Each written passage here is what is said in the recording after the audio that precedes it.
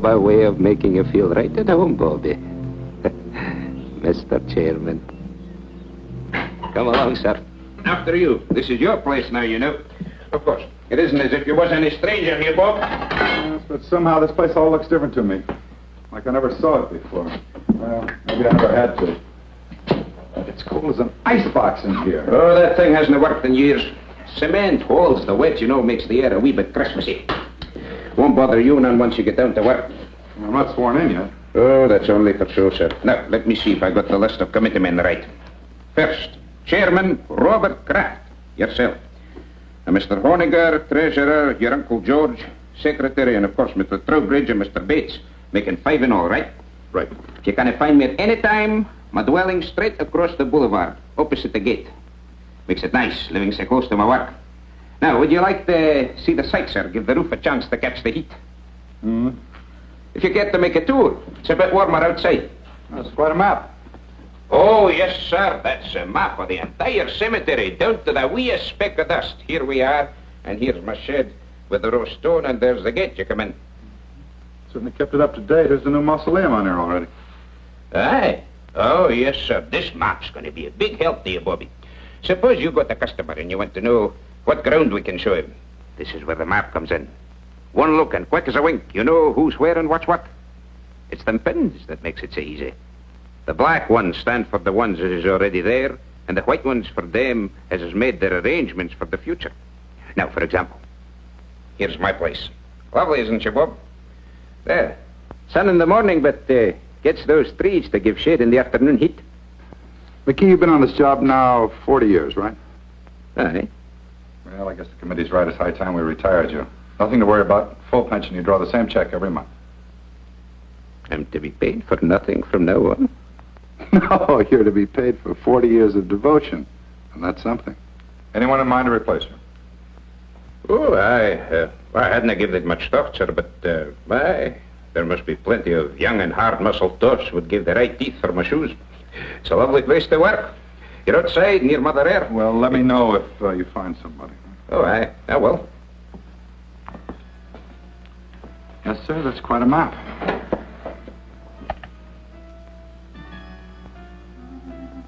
Pardon me, sir. I just wanted to show you where we keep this in case of emergencies. No need to worry, though. We haven't had none yet. Oh, you expecting visitors, sir? No, but that sounds like Stu Drexel. Oh, aye. Drexel and Pretty Beth Ferris. Did I hear they was promised? Looks like they're hitched. She finally caught me, Bob. Betty, many happy returns of the day. Stu, that's a great place you picked for a honeymoon. Oh, marriage has made me conservative. How about it, Mrs. D? Can I carry you over the threshold? I still don't think it's so very funny. I think it's positively awful if you really want to know the truth. Oh, Betty, don't be that way. What's the trouble? How would you like to get a cemetery plot for a wedding gift? Now, Betty, you know Pop never meant it for a present. It's just a formal, legal sort of thing. You see, Dad left part of my inheritance in trust for when I got married. One of the provisions was that myself and my wife had first-class accommodations here at the Immortal Hills. Doesn't cost us a cent, but we have to buy the plots before the bank will let me have the cash. You know, Dad, he never did consider me much on responsibility. He was a very smart man. Oh, aye, that he was. And though a bonny bride should have her thoughts far from doom, it's a lucky girl whose father-in-law provides from the beyond for her future. Isn't he sweet? Thanks, Scotty. Bob, give us a couple near the old man, will you? And call up Owens at the bank in the morning so I can cash a check. I don't think it's funny at all.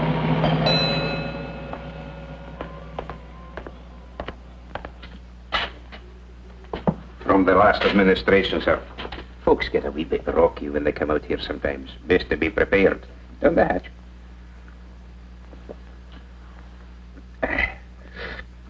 Thank you. Oh, over here. That's where the Drexel bunch is. It'll get so you'll love it out here, Bobby. It's a fine and green and lovely place. A fine place to slip away from the cares of the world. Slip away and live a wee bit.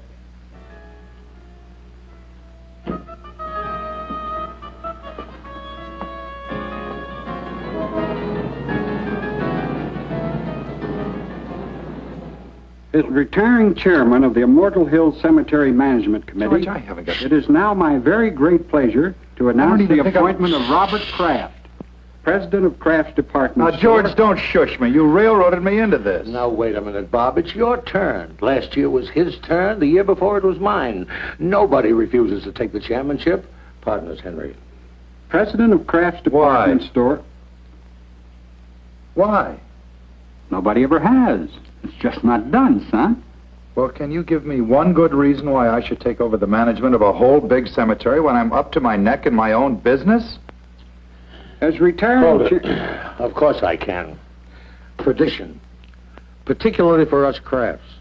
You always harp on dignity, honor, prestige. Well, how do you think we got it?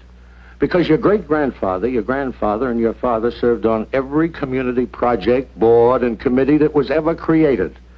They served for free, but they did it for business. That's what a fine family has to do in this town. And you can't refuse to do it without losing a lot of respect from our customers. And another thing, it's just not done.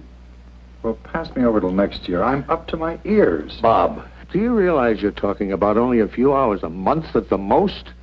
McKee, the caretaker, handles everything. All you do is show up once a week and sign the checks.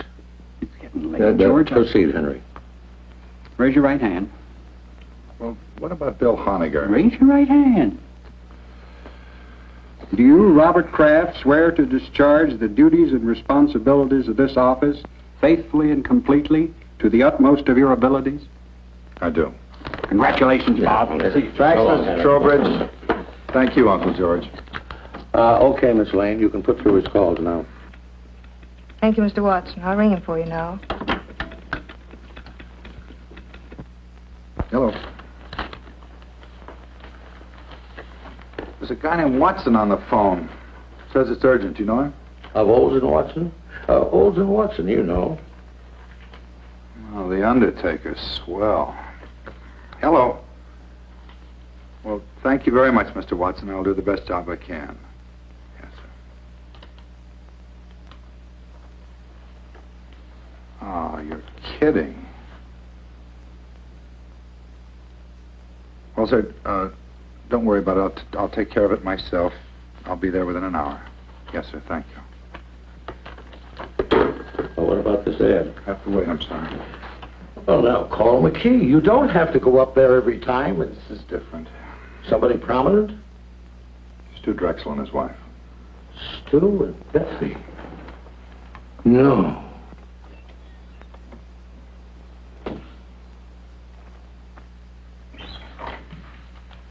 Hi. Hi, Jess. McKee, this is Mr. Jessup of the Milford Herald. Hi, Jessup. Oh, the west slope between the Pattersons and the Finleys. What else is new? You were my big news for the day. Asked about plans for the coming year, Kraft revealed the Immortal Hills will install a drive-in bar to stimulate additional trade. I'm stuck with the obituary detail. Boy, it's cold in here. McKee, let's get that heat on that letter tomorrow. We better get ready for the interment. Aye, that'll be done, sir. And you better change the Drexel pins black instead of white. Oh, they already got black pins, sir. Oh, who changed them?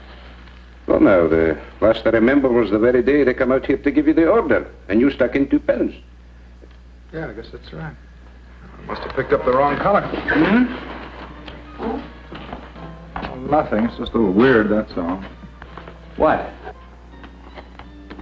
Well, the kids came out here right after they tied the knot. They bought a couple of plots. Stu was complying with some technicality in his trust. And it was all very cute. We had a couple of laughs. And afterwards, I jabbed 2 pins in the map, white pins, I thought, just to make it official. And I hear today they've been killed. And the maps had them on the blacklist all the time. Okay, so what? Well, nothing. It just made me feel a little eerie, that's all. I think he means he marked the young couple for death, sir. Yeah, I guess that was it. That must have been the feeling I had. Well, it's funny what'll go through a guy's mind, isn't it? Do me a favor, McKee.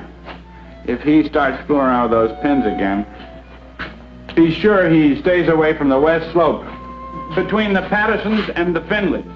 Indeed, I will, sir. Hi, Annie. What are you doing out here? I had a luncheon date, but I was stood up. I know a nice little place down the street. I just might take you up on that.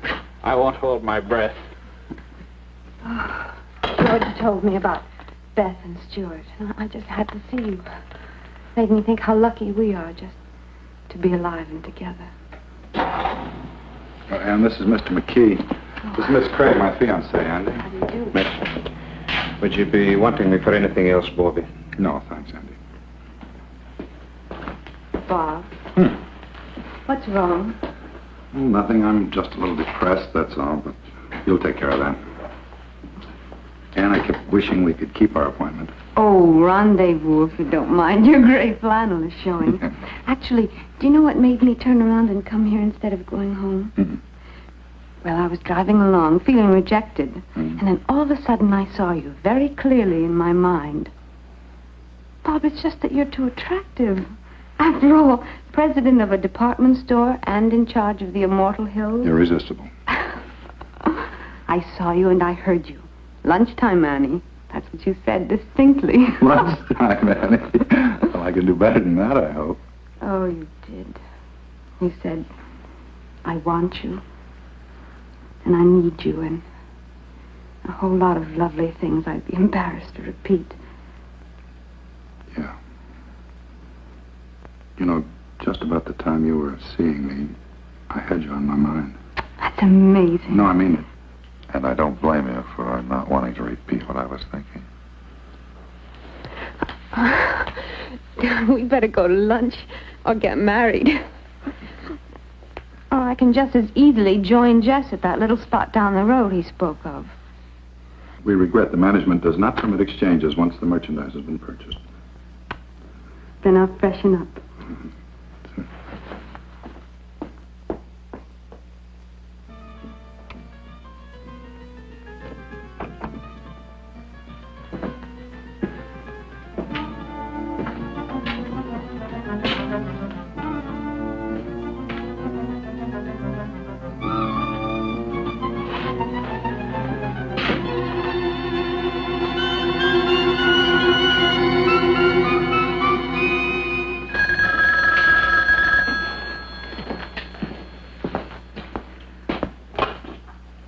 Immortal Hills, Kraft.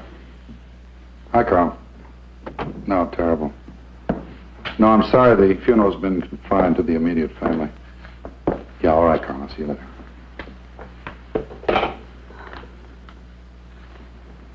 No, no.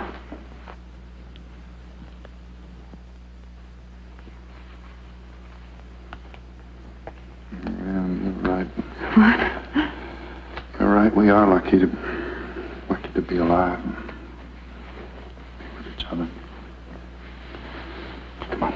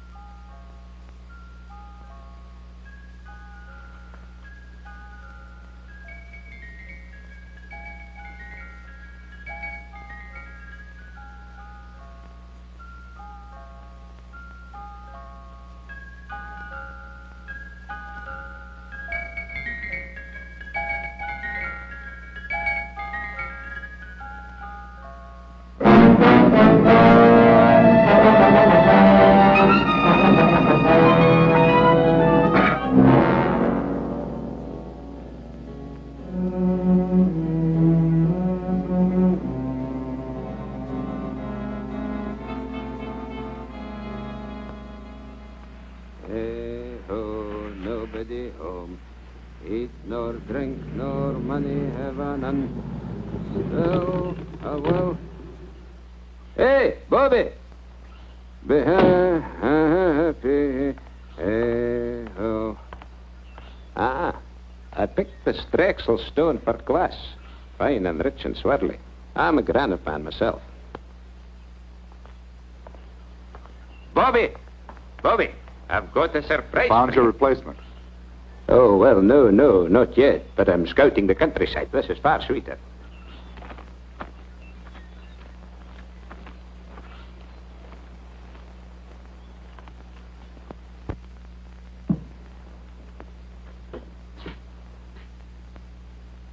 This is what I call getting things done. Okay, you should have been an executive.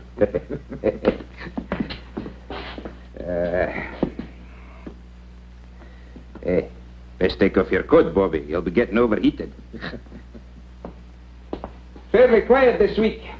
Only one passing. Now, if you'll just sign these. Let's get rid of these flowers. Oh, aye, they smell a wee bit sickly. I was hoping to keep them for the burial this afternoon. We need much help? Oh, no, this is just an average funeral. They don't come like the Drexel doings every day, thank the Lord.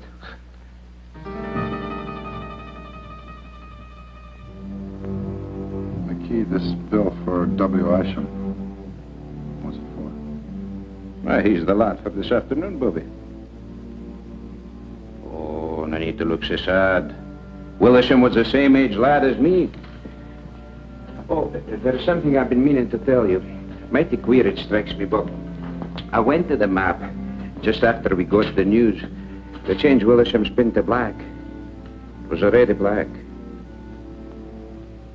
Looks like there might be something creepy up with that map. Changing pen colors without human assistance, no less. I changed Mr. Isom's pin, Andy. But, Bob, you haven't been here since he died. Jessup, please. I know, I changed his pin before he died, not after.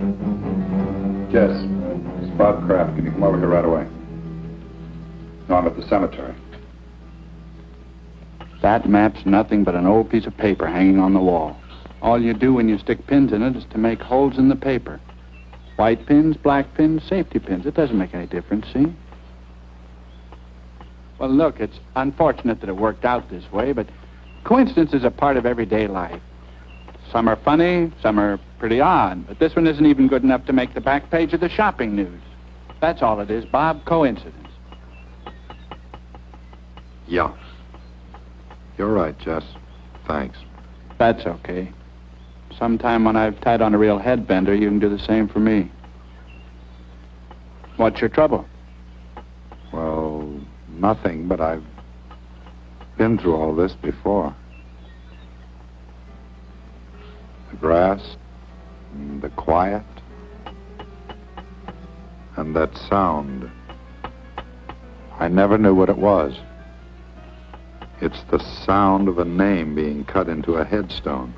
Yeah, I've heard of people who thought they'd been through the same bit before in their dreams. I think it's even happened to me.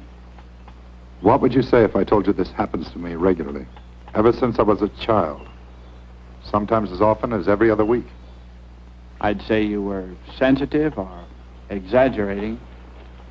Third floor sportswear, 9280 gross. Compared to 8500 as the same date last year. Basement sportswear.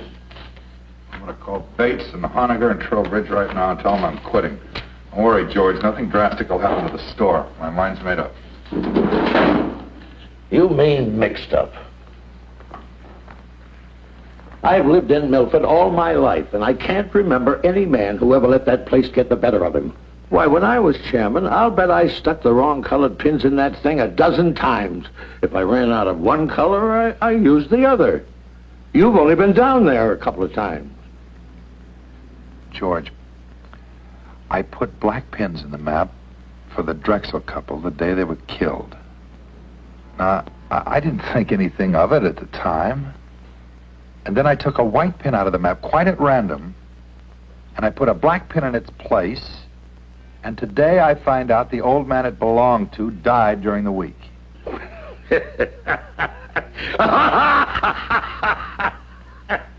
Bob, that's terrible. For heaven's sake, Bob, everybody loves a ghost story. Where's your sense of humor? You don't really believe that stuff you're telling me, do you? No. But I still think I may be learning something about myself.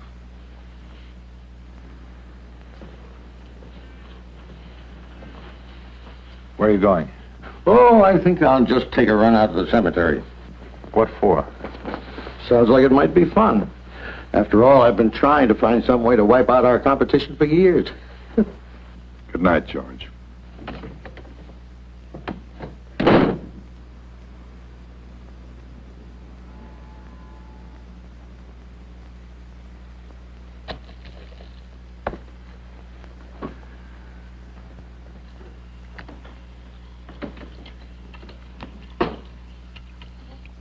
Want to take my car? All right.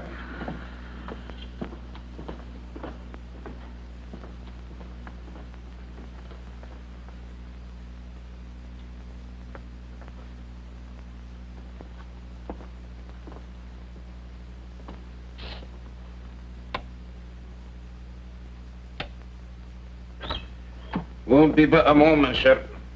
No, don't bother, McKee. I think I've got it.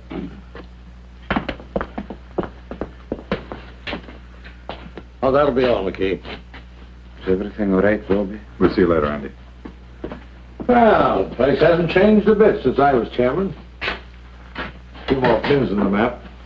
Black ones. White ones, too. Sit down and relax, Bob.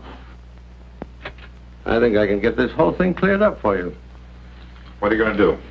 I'm going to convince you that there's nothing out here for you to worry about. George, let's forget this. Bob, I said I'm just going to convince you.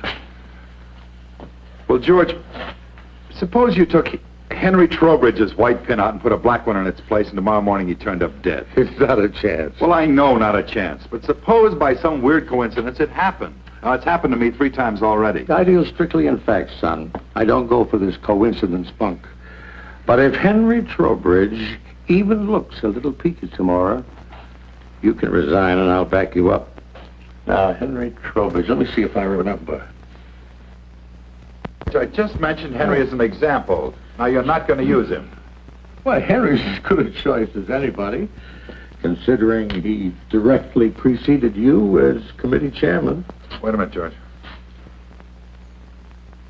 You better let me put the pin in. If you do the honors and nothing happens, it won't be quite as conclusive. By all means, let's not diverge from the established pattern. But I'll have you know, I was no slouch when it came to pinning the tail on the donkey when I was a kid. No reflection on Henry. Go ahead, Bob.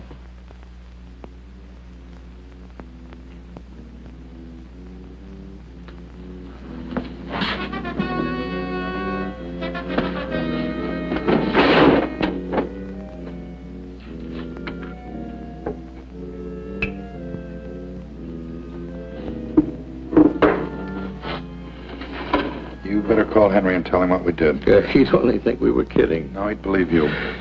Then he'd call my physician, and he'd reserve a nice quiet room for me at Providence Hospital. Let's keep this quiet, my boy. Henry can't complain. After all, if his term had run a week or so longer, he might be having the willies instead of you.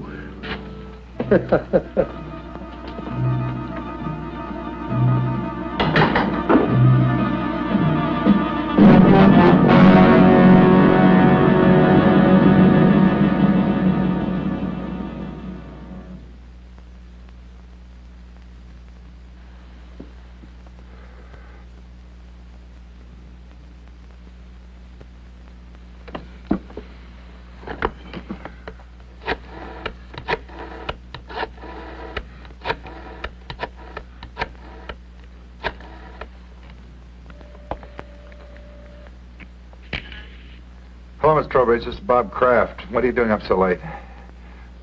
Nothing serious. I just meant to call Henry earlier and it slipped my mind. Put him on, will you? Or if he's watching the movie and enjoying it, ask him to call me back during the commercial. No, Bob, just hold on and I'll get him. He's upstairs reading in bed, but I'm sure he's not asleep. Well, I hate to disturb him. You just hold the wire, Bob.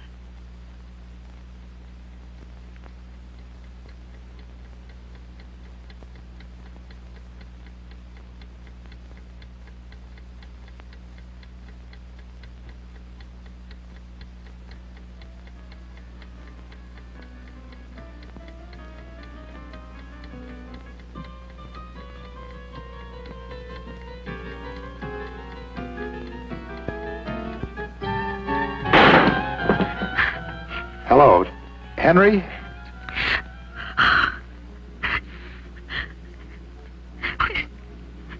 He's not breathing, Bob. I've got to call a doctor. I understand. I'll hang up right away. I'm terribly sorry.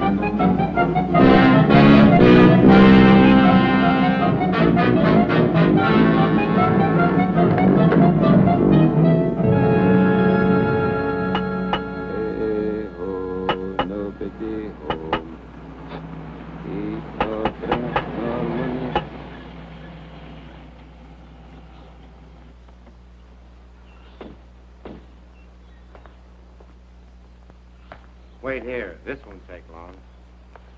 Morning. How do you do, sir?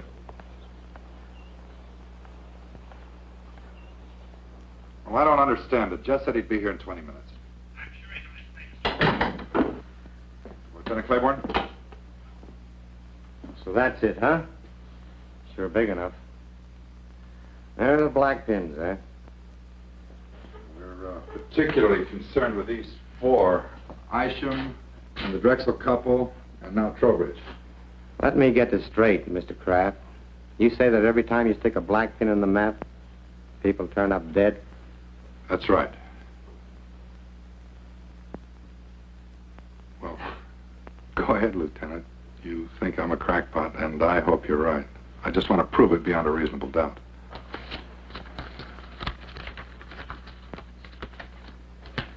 Stewart and Elizabeth Drexel, DOA, Emergency Receiving Hospital, result of highway collision. William Isham, cause of death, cerebral hemorrhage. Henry Trowbridge, coronary thrombosis. Well, the rule is this. Where no evidence of homicide exists on initial investigation, the matter will be dropped. Investigated and found nothing. Sorry. Jessup? What's new, or should I say real? Nothing like murder, if that's what you're after. I'm sorry Bob saw fit to disturb you, Lieutenant. No harm done. What do you make of it, Jess? I keep telling him it's just coincidence. Yeah. If I were you, Mr. Kraft, I'd take a week or two off. Take it easy. You forget all about it. If you're going to use the story, kindly refrain from mentioning my name. I know. Lieutenant Claiborne, with an E on the end.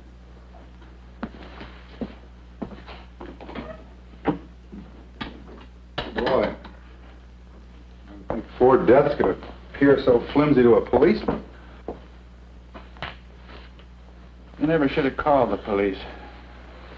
Claiborne's one of the best. Any other guy might have looked for a big, heavy book to throw at you.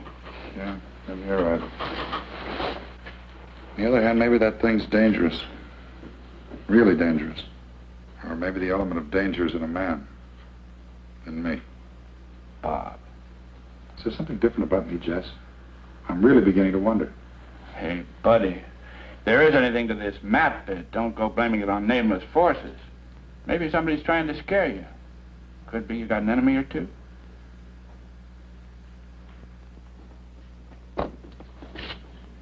Somebody using your desk, George. He came in to keep me company, darling. That was very sweet of him. Oh, darling, you must be dead tired. I'm all right. No sleep, and then to have to go back I'm out all there right. again? There's no crime in needing a good rest. George, I've got some correspondence to take care of. I've already taken care of your mail, and I took the liberty of making reservations for you. Flight 33, leaving for Miami at 5:45. My pal Sanford owns one of the finest hotels on the beach. George, thanks anyway. There's nothing I'd rather do, but I can't possibly go now. Bob, I gave you my word. If anything happened to Henry, you could resign. I talked to Charlie and Bill Honiger, and they understand completely. It's all fixed, son. The situation's changed. Until this thing's cleared up, I'm not about to resign. Oh. And when you tell the others, ask them to meet me here in my office, 7:30 tonight. It's awfully short notice. The committee can't just ignore what's happened. I guess you're right. Darling. And I'm sorry, I didn't mean to snap at you. Now, why can't you resign? Well, because possibly something real, unreal, I don't know, is waiting to kill one of us every time I jab a black pin into that map. Bob, if you're talking about Henry Trowbridge, the poor man died of a heart attack. Heart disease is the country's #1 killer. Maybe not in Milford. Oh, Bob, you can't mean that map is literally killing people? No, Ann, maybe it isn't the map. Well... What about the other day? You saw me, you heard me. Lunchtime, Annie, I want you, I need you. Bob, I was obviously trying to bring a little romance into our very dull and dismal lives. No, Ann, don't try to deny it. I No. do deny it. Bob, I love you. I'm not in any sort of occult thrall to you. Hey, can't you take a joke?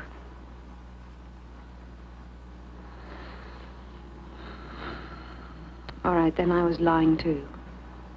Does that bring you back to reality again?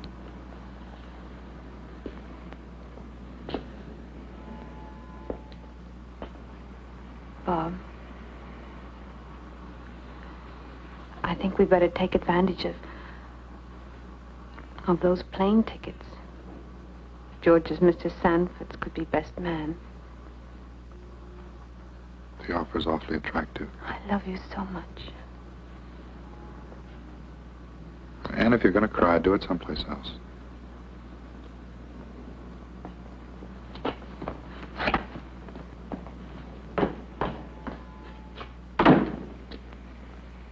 Now, Bob, it's real simple. We're willing to play ball with you. If you want to remain chairman of this committee, we wouldn't think of trying to dissuade you, because we have confidence in you. Full confidence. All the confidence in the world, Bob.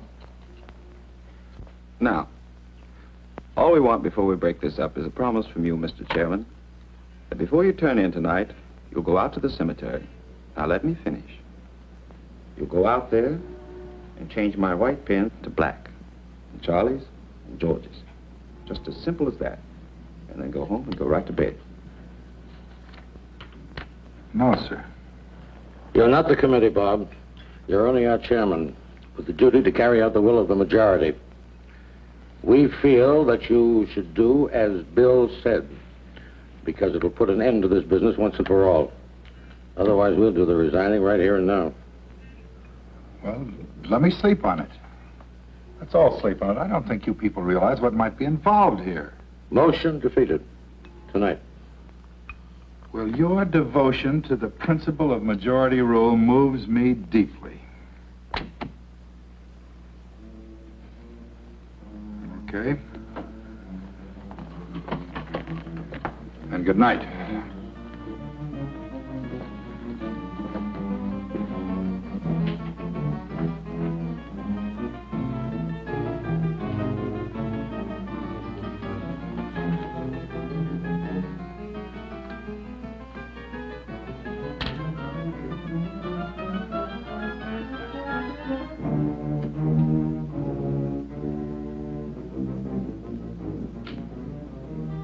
Charlie?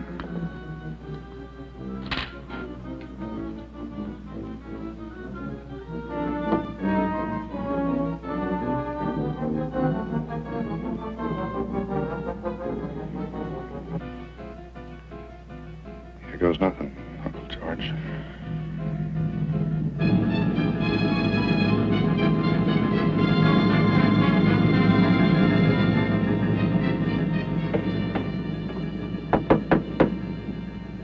Who is it?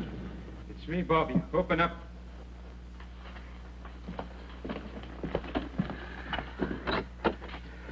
I seen your car lights from my window. Driving through the gates, I come running. You needn't have bothered McKee. You put in a full day already, and I'll see you tomorrow. No. Bobby, please. Bobby, listen. When you locked and bolted this place, I said to myself, now there's a man who knows his business. That's what I said. He may not know everything what's behind it, but he knows when a thing's to be fooled with and when it's to be left alone. There's nothing to fear with a man like Bobby Kraft at the tiller. That's what I said. Well, that's fine now. You run along home and don't worry about a thing. Nothing's going to happen to you. No. Please. Bobby, lock this door again and send yourself home. Or else, who can answer for what may happen to the whole miserable lot of us? It'll have to be open sometime. If I don't do it, they'll get somebody who will. Well, good night, Andy. Good night.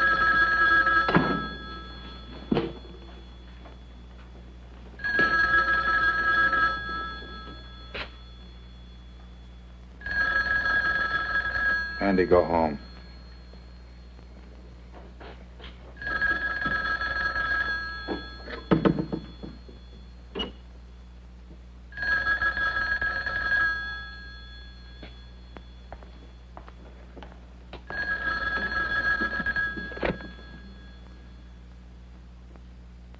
Hello? Is this the Immortal Hill Cemetery? What do you want, Jess? Bob? Why didn't you answer me? I've been looking all over town for you. I'm calling from your place now. What are you doing at the cottage again? Haven't you had enough for one day? Jess, I think I've done something terribly wrong. Robert Pete, what are you talking about? Well, we had a meeting of the cemetery committee after closing tonight.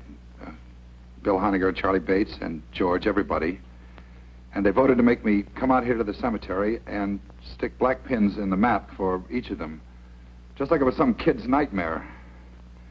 So I did it. Jess, there's a black pin in that map for Charlie Bates and Bill Honegger and George. And if anything happens to them, to any of them, it's my fault, nobody else's. Nothing's going to happen to them, Bob. As a matter of fact, I think they did you a big favor. I've never heard of a coincidence involving 3 people dying all at once. By tomorrow at this time, this whole big worry of yours will be nothing but a lot of hot air. Yeah. Well, I hope you're right, Jess. I guess there's nothing for me to do but see this thing through. I think I'll check on it myself and see... Bob? Bob?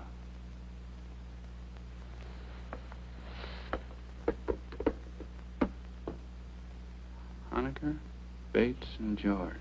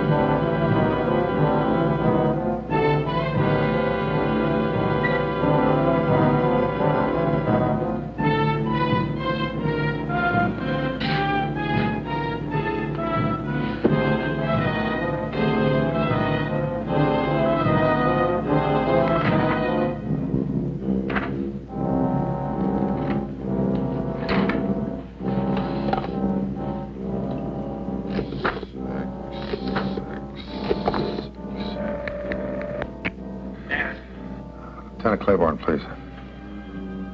Homicide. This is Homicide, Sergeant Gray.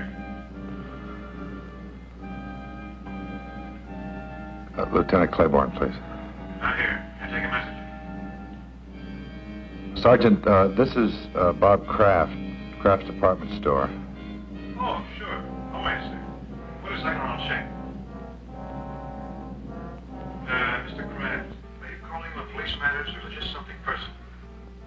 Well, it's a little bit of both, Sergeant.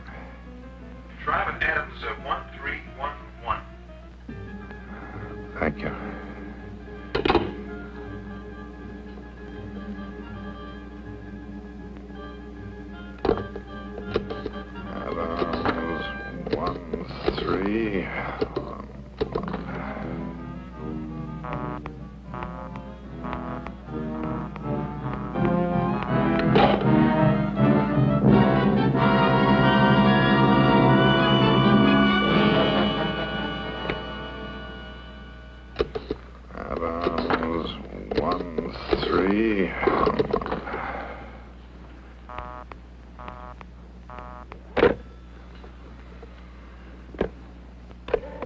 Adams 1311.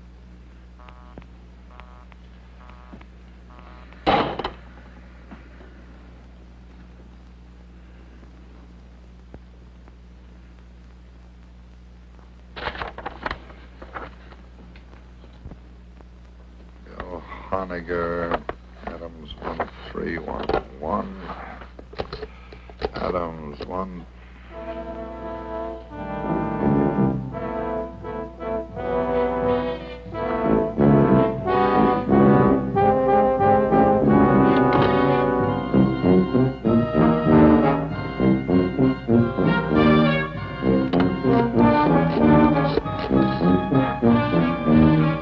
Give me a homicide. Yes, sir. Homicide. This is Bob Kraft speaking. I can't get through to that Adams number. Oh. Claiborne's at that number, and it's imperative that I speak to him right now. Well, sir, just a second, sir. I think he's reporting in on another line. They've been trying to get you, but your lines are busy. Hang up and I'll call you back right away.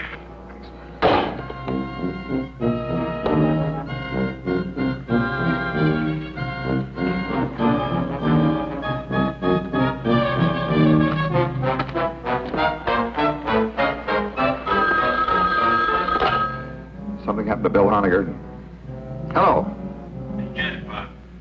Jess, I'm expecting a call from Claiborne. Hang up. Call me back in 10 minutes. Claiborne's with me. Let me talk to him. He's not here now. What's wrong, Jess? Bill Honegger's dead. As soon as I found out, I routed Claiborne out of the sack and filled him in on the whole wild story. We were over at Honegger's in 10 minutes with 2 squad cars detailed to cover Charlie Bates and your uncle. How did Honegger get it? Well, he didn't. That's the trouble. What? Poor guy just dropped dead. Nothing out of the ordinary. Bates? Charlie Bates? They found him in his apartment. Say it. No homicide. He just stopped breathing. George? George, yeah. I called and told him about Honegger before I left for Claiborne's. By the time the police got there, George had already left. Well, they'll find him, Bob. Don't worry. I'll be waiting for word about George. Let me know.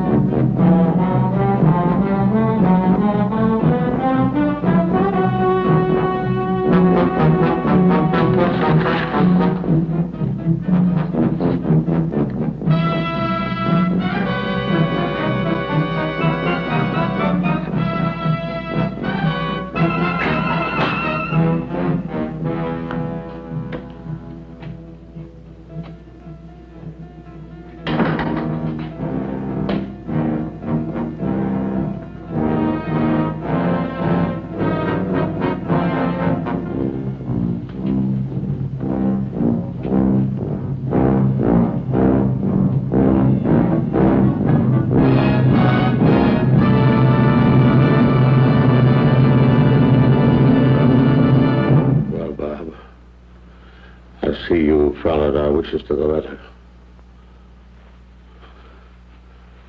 Come on. I'll drive you home before you catch pneumonia. You three men made a terrible contribution to this town tonight, whether you meant to or not. I'm not going anywhere, Uncle George. I'm staying right here. Well, I'll admit that, what was Charlie and Bill going so suddenly? Charlie and Bill and Henry and Isham and Beth and Stu. Stop looking at the map. You're looking at it. I'm looking at you. We're both waiting, aren't we, Uncle George? Waiting to see if you escape. Escape dying? Nobody escapes that, my boy. The only question is how long. The only question is, does a man die in his own time or in the maps? So far, everyone's been forced to conform to its schedule. Everyone but you.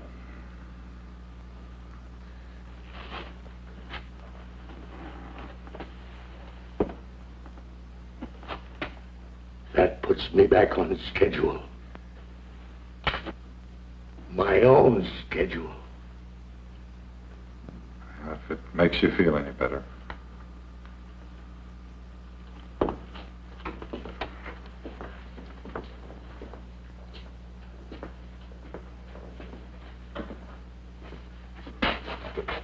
Let me tell you something. From now on, if you want to see me, you're going to have to come down to the store. I won't make another special trip on your account. The next time I see you, George, we'll both be right here.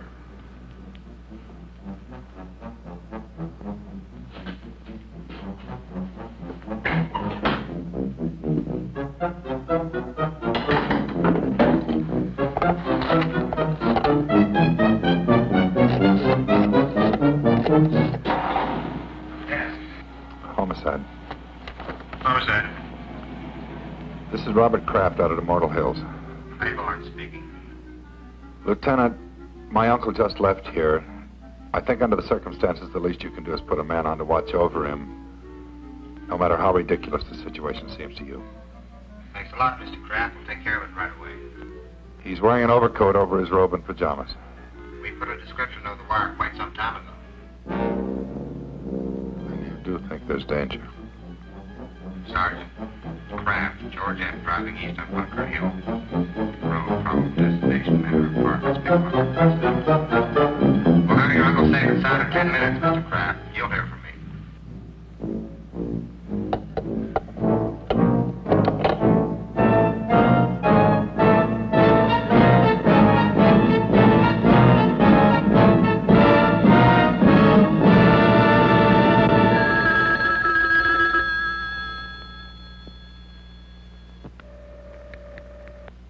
Are you sure your uncle was out there tonight? You didn't just think you saw him? I told you he just left here. That was 2 hours ago, and no sign of him anyplace. I put out on all points after the first hour. He's not on the road, and he's not home. Hold the wire, Lieutenant.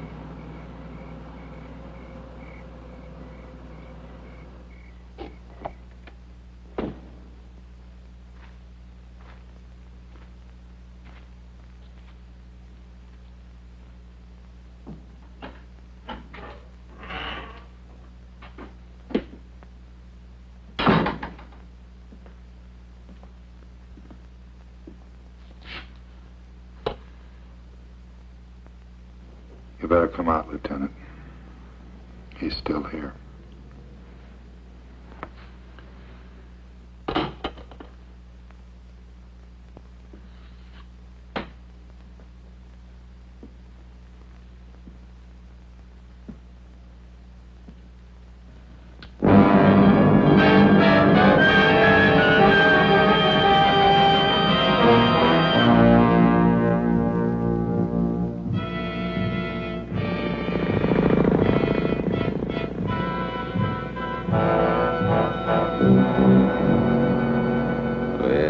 All the day, Randall, my son, where have you been all the day? Andy! Someone, I've been out hunting, mother. I've been out hunting, mother. Make my bed soft, mother. Make my bed soon, for I'm sick. Andy!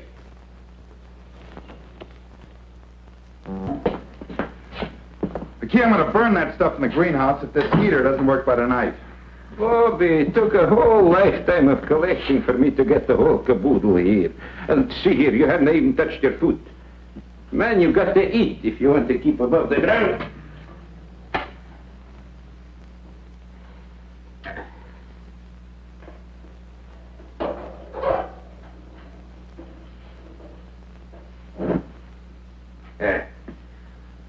Lights for me, Bobby. Of course, I can't answer for what happens after sundown.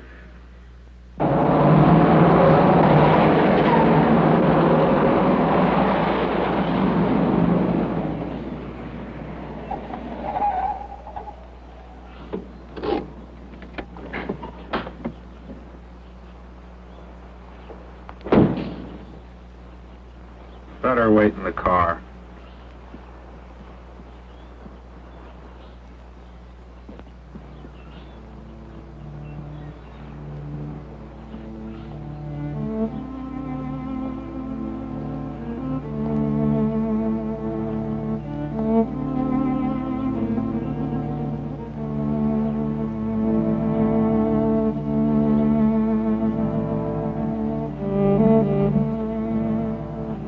Irresistible. Aren't I crazy? Completely. I'll never change, I'm afraid. Annie, I'll see you later. Bob, please. I take it back. What? That day in the car, I did see you and I did hear you. I really did. I should never have denied it. It's all right, Annie. I'll see you later.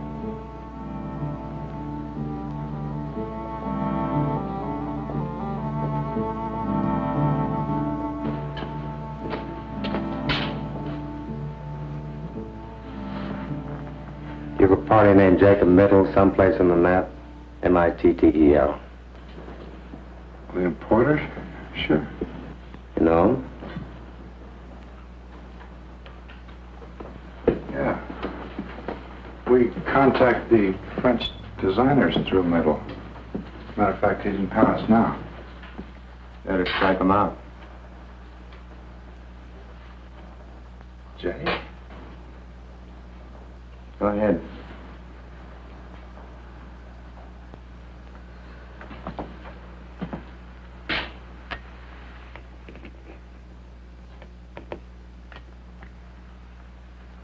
How did he die? He isn't dead. At least not yet.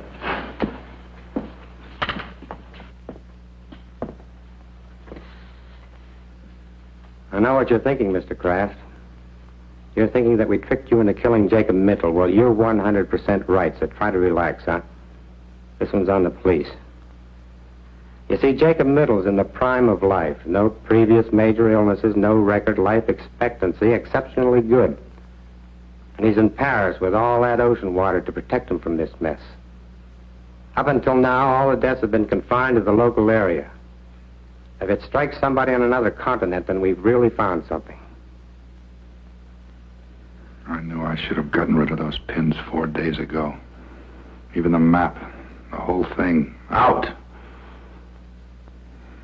What I want to know is, what are you going to tell the district attorney is responsible for these deaths? We gave this case a real full-dress investigation, Mr. Kraft. Questioned you and all the other suspects and witnesses until a point of comedy. Found nothing. No motive, no opportunity, no suspect, no crime, no weapon. Except 7 pins went in. And the 7 people died, not 1, 7. Who put in those pins? You did, all 7. Other chairmen and so on have been putting pins in that map for years, and nothing happened. But with me, it isn't impossible for a certain kind of man to be endowed with powers that nobody had ever dreamed he could have. A lot of scientists claim that. Maps and pins can't kill alone. The power of a human brain has to be behind them. Like in the Indies, I guess, those voodoo dolls you hear about. Which doctor sticks pins in the thing until the guy in question is jinxed into dying.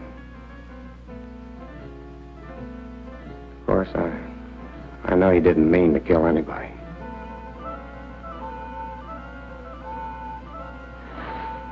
I have to get back. You'll hear from me the minute we get word.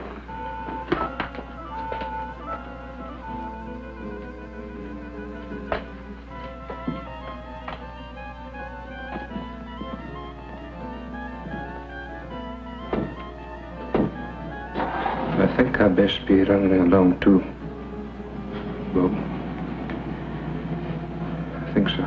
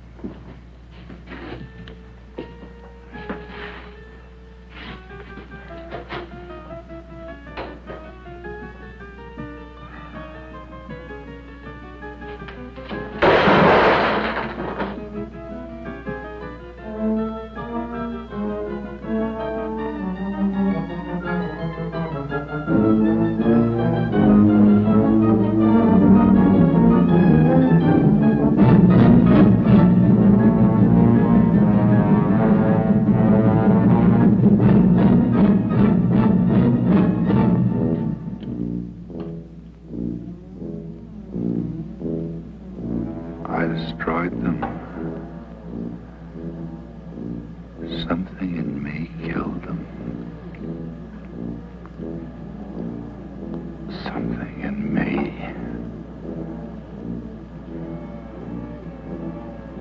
But I couldn't refuse the job. Not a man with my reasoning power.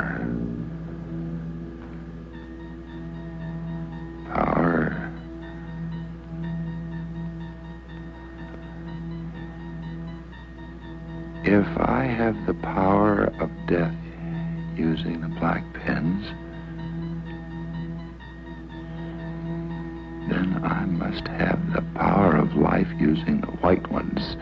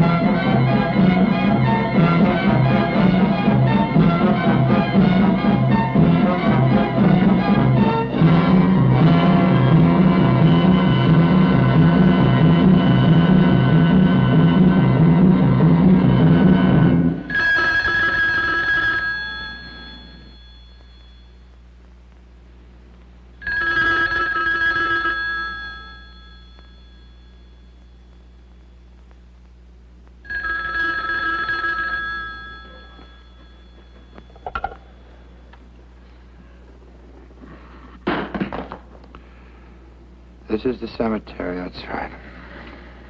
This is Rosamund Middle. Rosamund, I don't... Yes? Can't you hear me? This is Rosamund Middle. Jay's wife.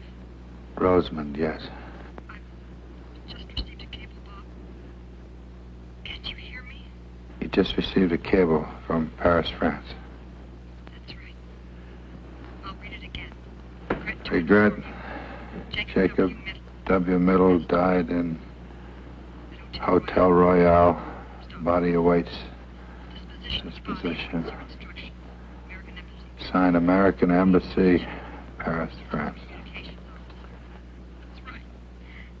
He died there. Died in Paris, France.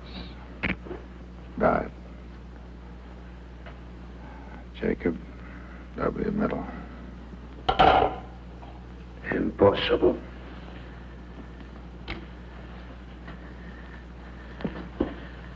Impossible, he cannot be dead. What? What? You still think that thing's the killer? Or your own puny power, Mr. Chairman? The only power you or that map ever had was me, so far as killing goes.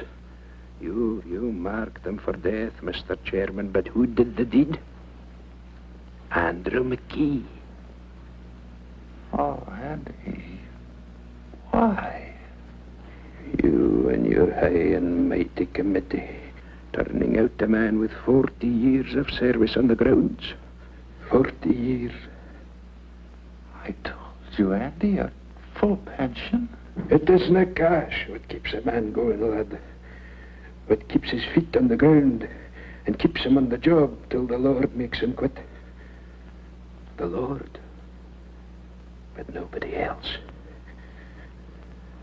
This is my hills, my lands, my activities.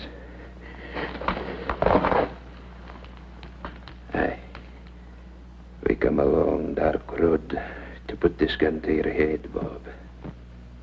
Andy, we never tried to take anything away from you. Aye, I made sure of that. I snuck up on each one of them in turn when they was alone and held them fast like so until they went. Aye, even big old George, your uncle, left as easy as a baby. Middle. That doesn't explain what happened to Middle. Middle's dead.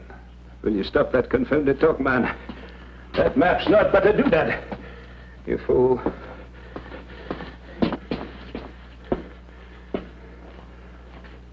There is nothing to fear here.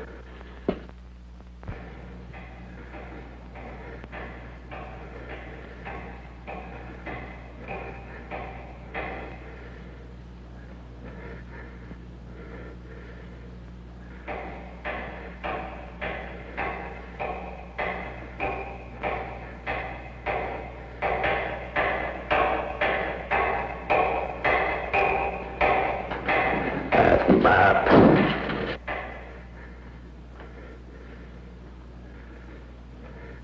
Andy, talk about something else, quick. It's important. We're finished with talking. Finished you are with maps and pins black and white. Talk about something else, I said. It's important right now. Talk about anything else. Now.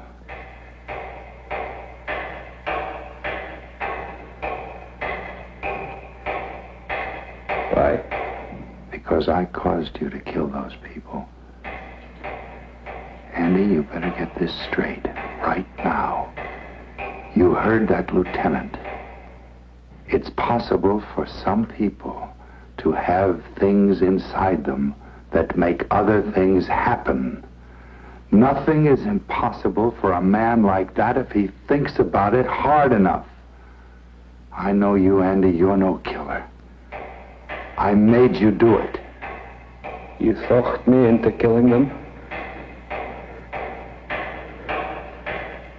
Then they could all be back. Andy, I never knew it. How'd you come for that? That noise.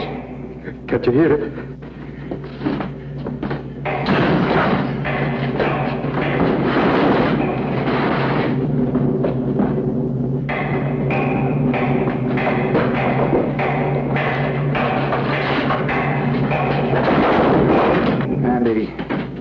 Andy, stop. There's nobody.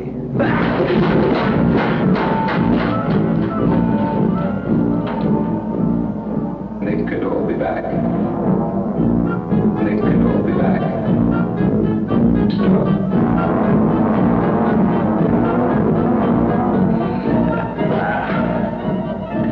Take me, sir. Go away. You should have stuck in and white men's fault. But now it's too late. Too late.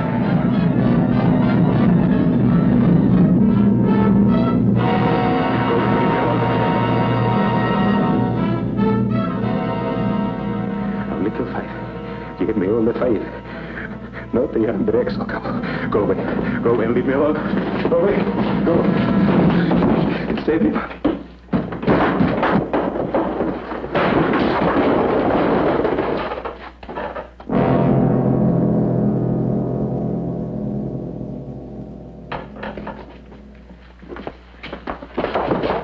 He's dead, Lieutenant.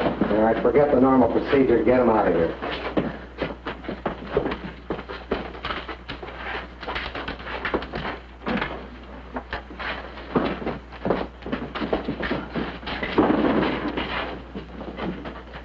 Exhibit A. He really didn't need it. They died of fright first, just like he did. You're forgetting about those 7 trips to the mausoleum, Lieutenant. 7 bodies, 7 trips. They helped. Lieutenant, Jacob Middle died in France. Well, that was a plant, Mr. Kraft. Middle's all right. Sorry we had to put you through this, but it was the best way to make McKee come out in the open. Mrs. Middle stayed up all night at headquarters, waiting for us to call in. A radio car is posted just outside. We signaled her to phone you and tell you that lie about her husband. Am I getting through to you, Mr. Kraft? Well, not quite yet. We watched him, Bob. He actually managed to unearth all 7 of them. Wonder what got into him. It was those white pens.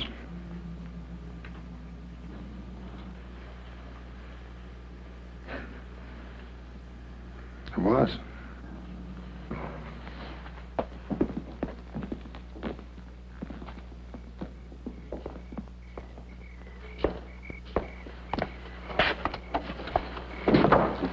Annie, I lost my overcoat. Oh, where? Which one? I'll get it. No, never mind.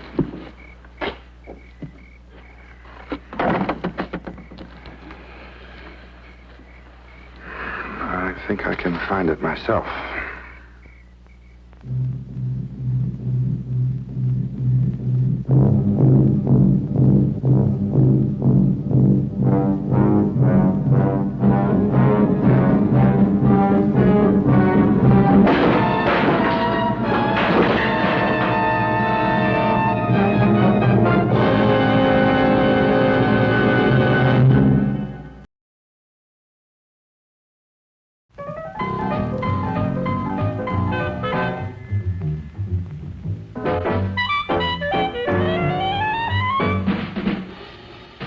Like you crave that corn when it's freshly bobbed, you gotta beat it to the box with the butter on the top.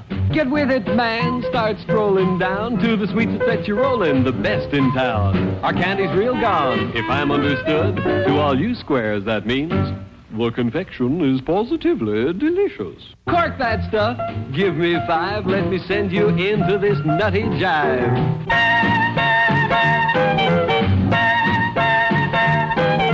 Go, man, go. It ain't very far. Shake it on down to this cool snack bar. Come on, Jill. Give us a treat. A friendly pepper-upper with a tasty beat. Drink Dr. Pepper, Dr. Pepper, 'cause it never lets you down. Frosty, man, frosty. Getting a new hat for the luncheon, Helen? What luncheon? Why, Thelma, don't tell me you've forgotten. Forgotten? I wasn't even invited. Why, I haven't been invited anywhere for weeks. What's wrong with me anyway? What's wrong, Helen? Maybe it's your breath. But new Green Mint mouthwash stops oral bad breath 3 ways better than antiseptics. 1, destroys mouth odor itself. even from onions, smoking, telltale beverages, not just germs. Because green mint contains exclusive chloroquet plus a new mouth sweetener. 2, even mixed with water, green mint has 37% more penetrating power. 3, tastes so good, leaves no antiseptic smell. Yes, with green mint, there's always a happy ending. Your mouth tastes so minty fresh, you know your breath is safe.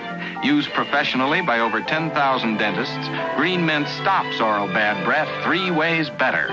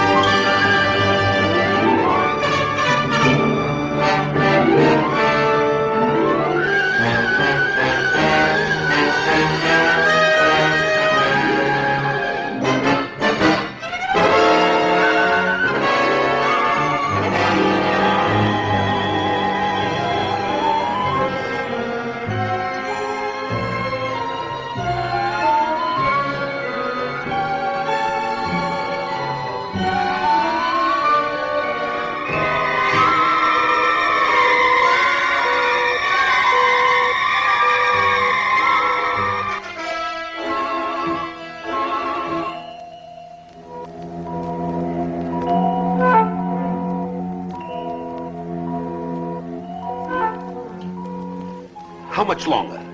Very soon now. Why do we watch? Patience, Mr. Lemoyne. We must give the good doctor the benefit of every doubt.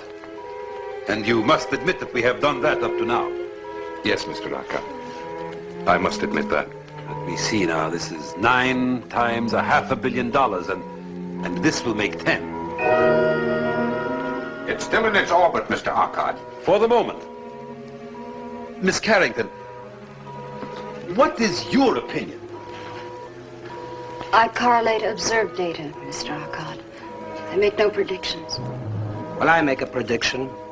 All those men in that satellite will die, as have all the others. And when they do, your project comes to an end, Doctor. Satellite is approaching the critical area.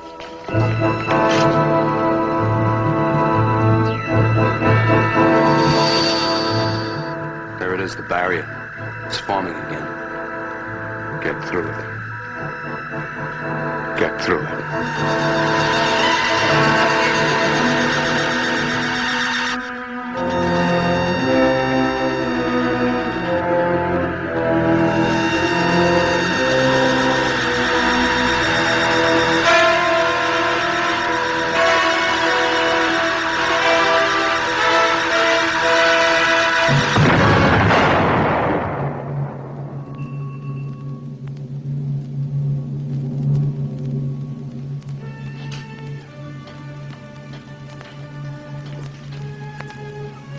I am truly sorry, Dr. Van Ponder. What is it that destroys every manned satellite we launch? I don't know. I just don't know. And yet you propose to follow this 10th failure with another attempt, using more of your volunteers? No matter how many times we fail, Mr. Arcot, we'll continue until we succeed. Human beings are not guinea pigs. I warn you, Doctor. I shall fight you on the floor of the council all the way. We've seen enough.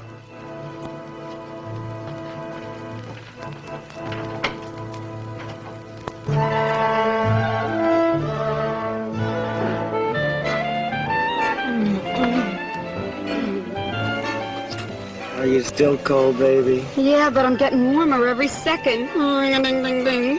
Hey, listen, doll. They're playing our song. Yeah, I don't dig the arrangement. Yeah, I see what you mean. Too many violins. Change the station. Maybe we can get somebody else's disc. All right. Don't move. I'll be right back. A shooting star? Oh, darling, you're so romantic. Make a wish. Oh, that's no shooting star. Can't be Sputnik. It's not listed in the TV guide. Oh, wow. Something is flipping around here. Yes, and it's my job. Okay, I really am scared.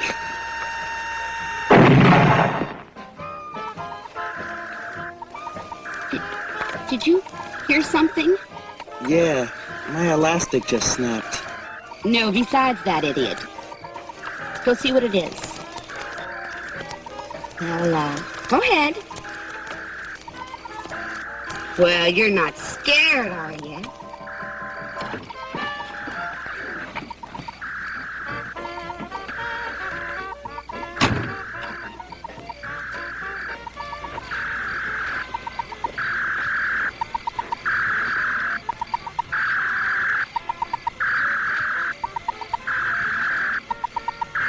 Hey, Mitt, come get a load of this.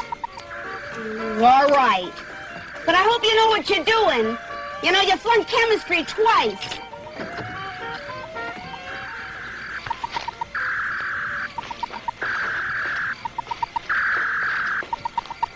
What do I do now? I don't know, but make it snappy. We're double parked.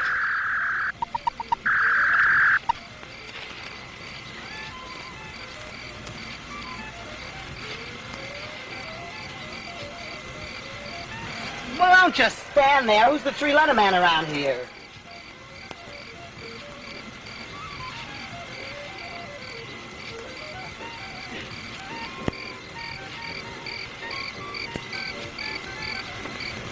Asnacianum unitum planetae.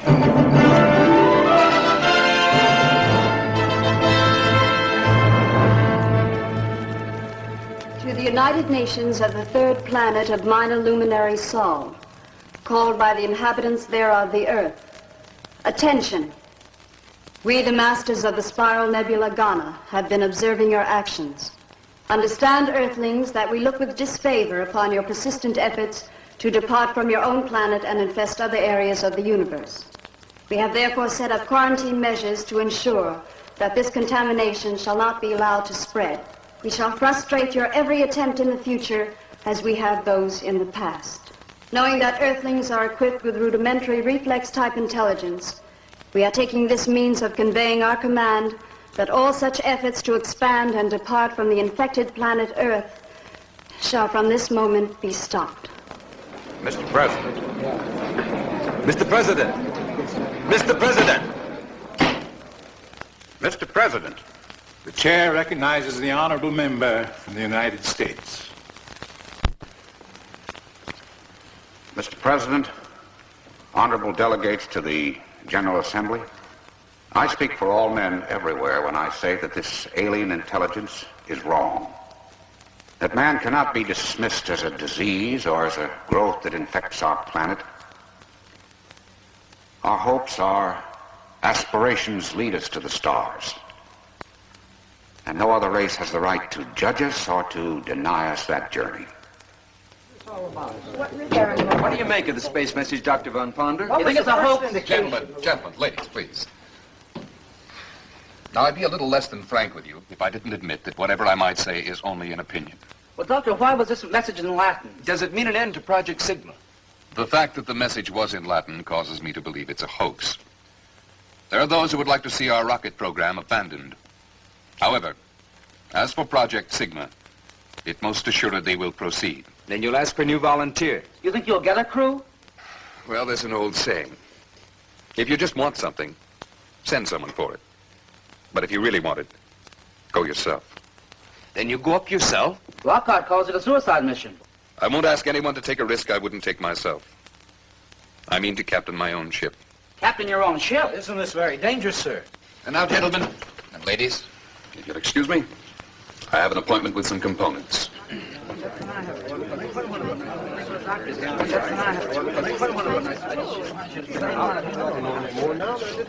I'm going with him. Well, I guess that makes me a volunteer also.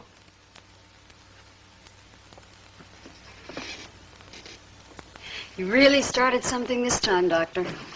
I think you're right. Well, thank you. But I'm not at all certain I am right.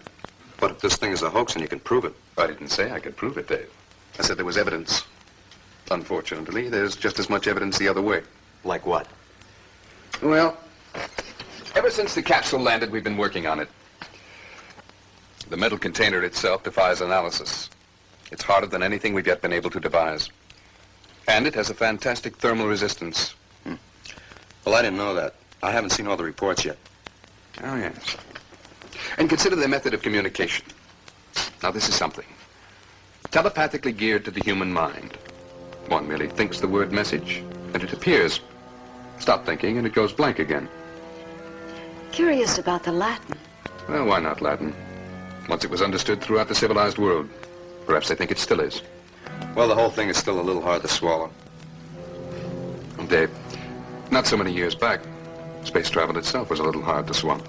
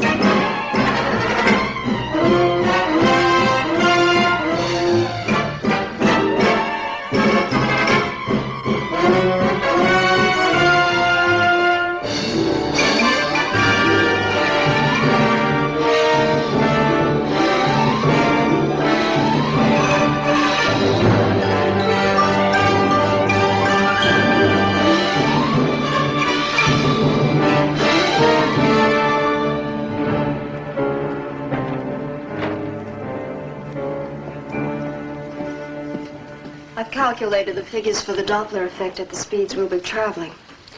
I want the figures all the way up to the speed of light. We can't put the solar reactors through a full test here on Earth.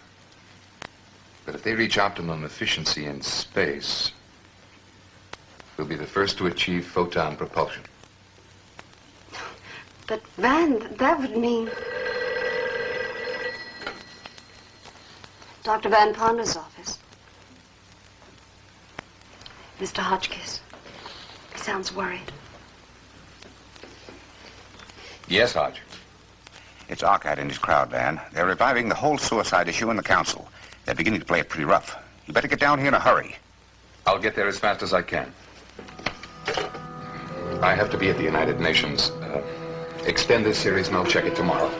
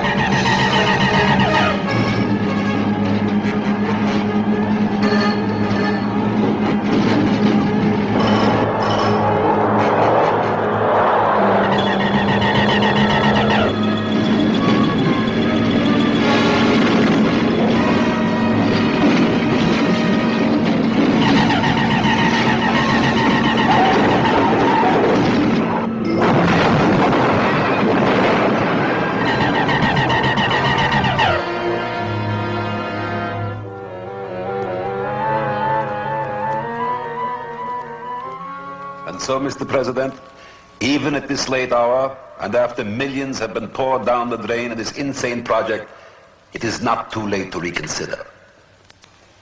Something greater than money is at stake. The lives of the fine young people who have been deceived into believing they would travel into outer space. Mr. President, I apologize to the honorable delegate for interrupting, but his speech is no longer necessary.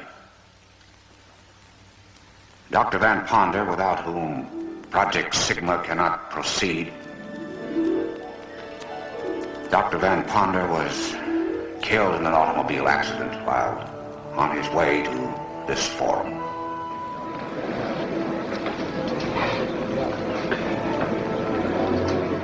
Mr. President, I extend my condolences to the delegates from the United States. But now there can be no further reason to delay passage of my motion to suspend payment of funds to Project Sigma immediately.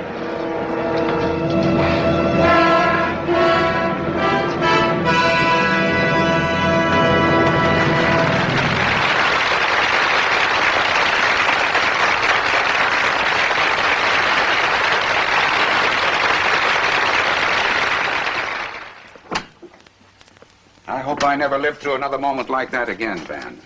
Getting that message, the shock of seeing you in the doorway. Risen from the dead like that, it's almost a miracle. As I explained, the officer was mistaken. Well, miracle or no miracle, it certainly worked like a charm. It pulled the slats right out from under old Ockett. If I didn't know you better, I'd say you planned it yourself. But if you'll excuse me, Hutch, I have some charts to prepare. I do hope you don't mind my using your office. Not at all, not at all. Make yourself comfortable.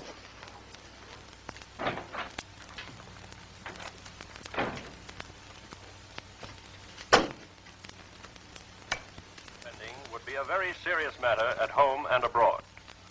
There was consternation in the United Nations Assembly when Dr. Van Ponder appeared dramatically after his death had been announced to the Assembly. Upon his appearance, the delegates cheered Dr. Van Ponder to the rafters, then proceeded to vote unlimited funds for Project Sigma.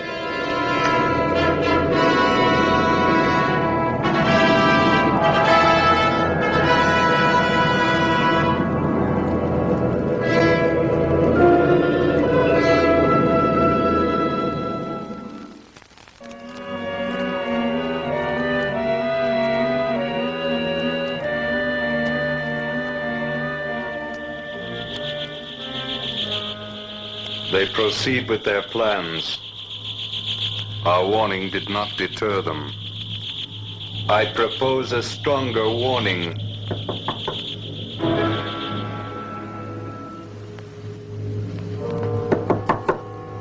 Come in.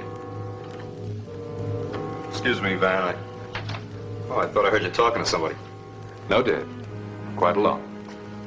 I was wondering if I could ask you a question. Personal. Certainly. Sit down. Thank you. What's on your mind? It's about Sybil. Miss Carrington? She volunteered for this job, Van, because she has great admiration for you. And the faith that you'll probably succeed where the others have failed. But you and I know what our chances of returning are. Do you agree with our Cobb? That it's a suicide mission? I didn't say that. If I did, I wouldn't be here. But I know the dangers involved, and I think you should order Sybil to stay behind. Miss Carrington is a very intelligent young woman, quite capable of reaching her own decisions. Doctor, turn on the radio quickly.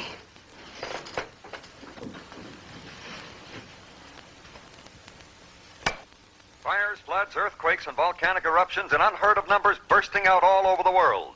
Foreign Minister Slurdoff first accused the United States of triggering the fires that broke out in his country by nuclear means, until convinced that similar holocausts were occurring without visible cause through this and other nations as well.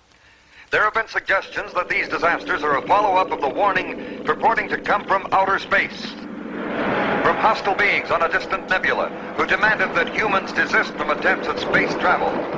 The strange message was dismissed as a hoax by the United Nations Security Council at the time, but many responsible persons believe that it should have been taken seriously. Just a moment, ladies and gentlemen. A bulletin has been handed me. Reports are coming in thick and fast of wheat and cornfields destroyed, ships sunk, all occurring at the same instant. This is a bulletin. There can be no question of coincidence here. These terrible events are purposeful and directed. Yellow? Yes, Hutch. Yes, we've been listening. Well, what can we do? We've got to quit. I know it's disappointing. How do you think I feel? Yes, I know. But we can't fight this. Yes. Dave Boyer is here with me now. I'll send him over with a statement you can read on the floor.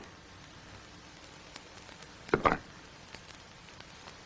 Van, you're not giving up. We're up against a race of beings whose intelligence is as ours to ants and bacteria. We have the choice of continuing to exist under whatever conditions they may name, or of being exterminated. It's that simple. Sybil, I want you to type this up immediately. Intolerable. Well, I guess that puts the wraps on Sigma.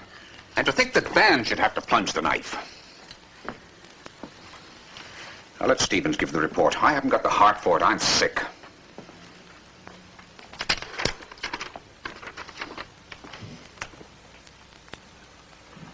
The honorable delegates will recall how my colleagues and I warned of the dire consequences if we ignored this ultimatum.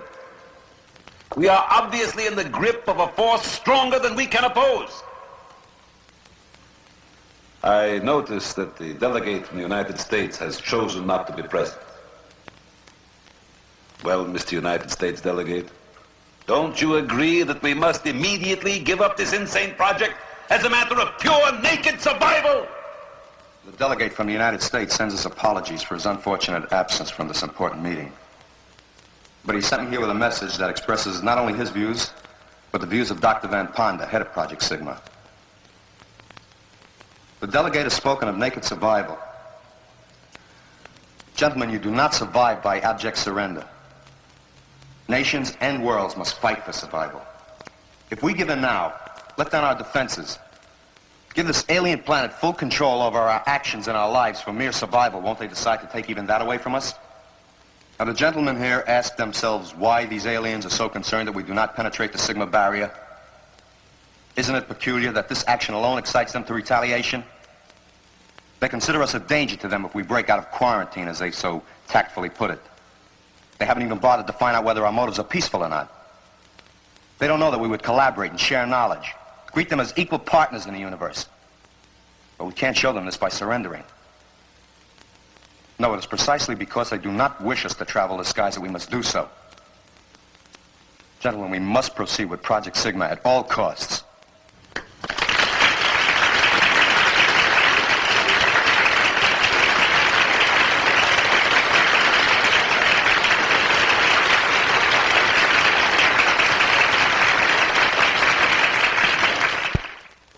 And what looked like certain defeat for Project Sigma was turned into a brilliant vindication by the impassioned address of an emissary representing both Delegate Hotchkiss and Dr. Van Ponder.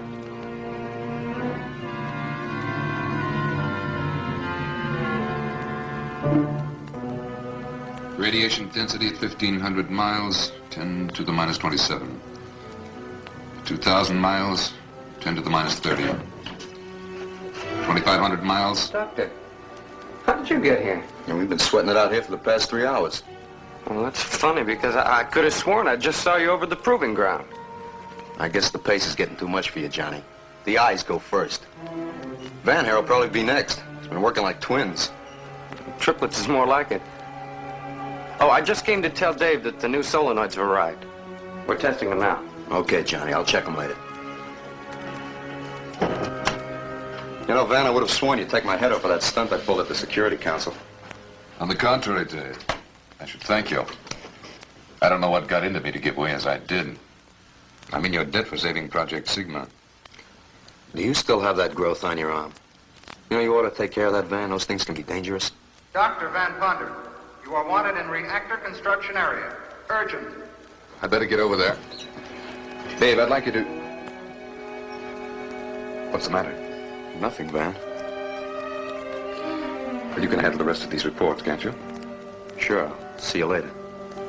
All right.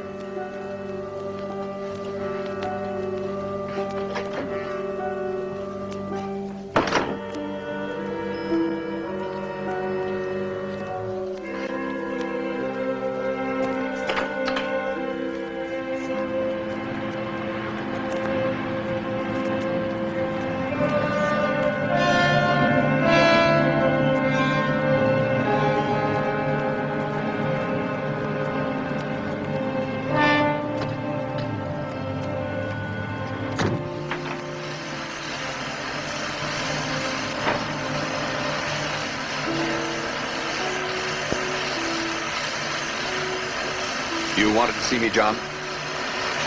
Yes, Doctor. It's these new solenoids. They're not testing up to capacity resistance. Oh? How do they test? Well, 68 ohms maximum. Should be at least 75. See, I thought if I added this extra I coil... don't think it matters very much. Every element of the reactor is geared to a 6-to-1 safety factor. Look out. Good Lord, I'll get a doctor. No! John!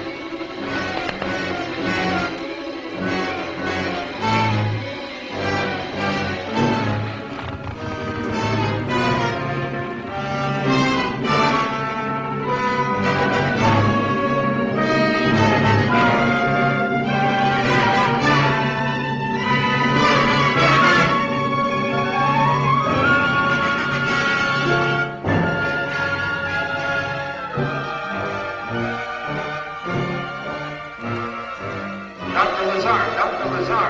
Emergency in reactor area. Come at once.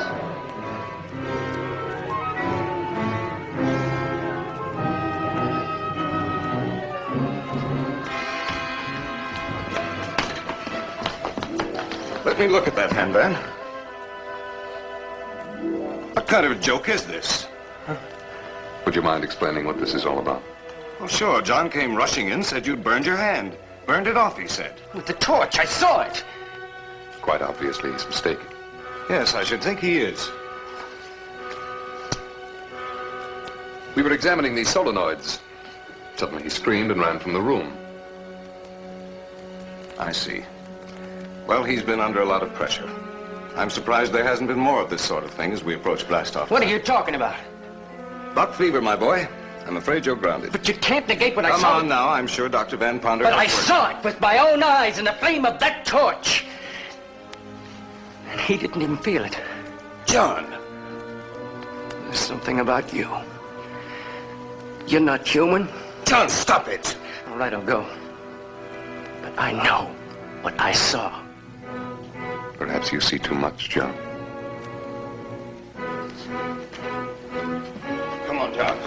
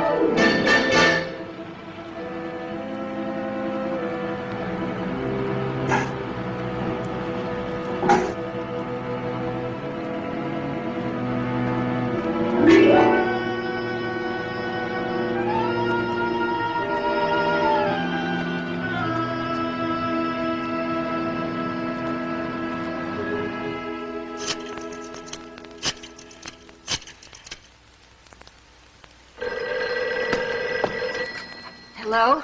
Hello, Sybil. This is Dave. Look, I know it's a little late, but this is kind of important. Dave, where have you been? They've been trying to locate you everywhere. We blast off at 23:30. 23:30? Van, advance the time. You've just got 45 minutes. You better step on it. Look, Sybil, meet me at the launching site. I've got to speak to you. Dave, stop wasting time. Hurry.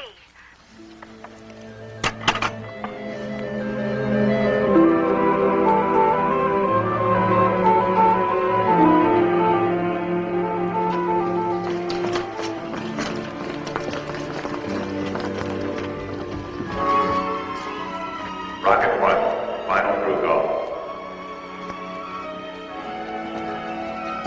Sybil! Sybil, I've got to talk to you. It's important. Rocket 1, minus 6 We don't have much time, Dave. I've got plenty of time. They're just calling for Rocket 1. I'm going on Rocket 1. You were scheduled for Rocket 2 with me. Well, Van made the switch. Van made the switch. Sybil, you can't go with him. He must have had a reason. Rocket 1, minus 5 minutes.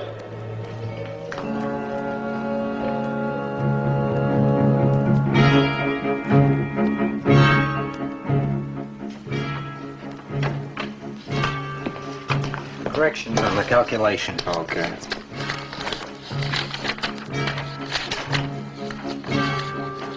Checking in, sir. All right, Bennett.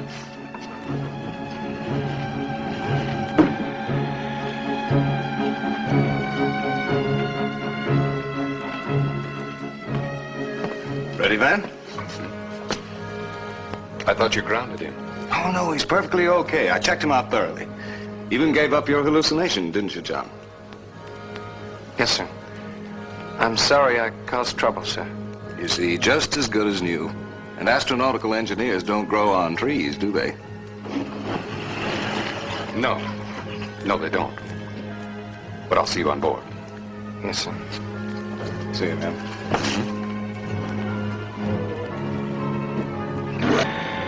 Rocket 1, minus 4 minutes. Dr. Van Ponder wanted in general control.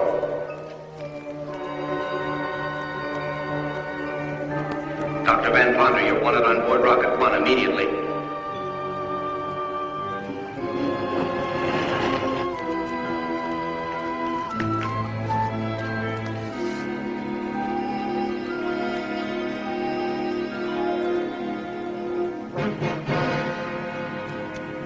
Minus 3 minutes. Crew stations, all Rocket 1 personnel.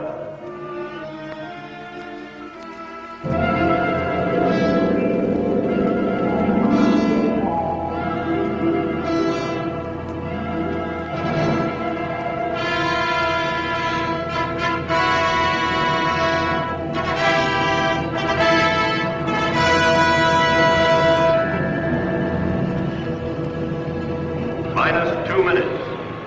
All unauthorized personnel, clear launching area.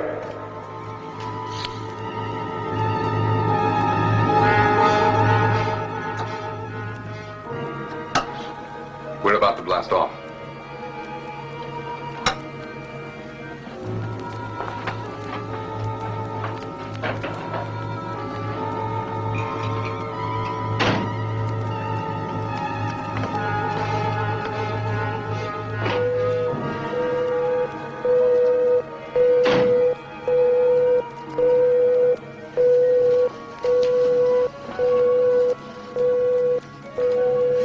All instruments checked out? Everything all right? Good. I'm depending on you. Yes, sir.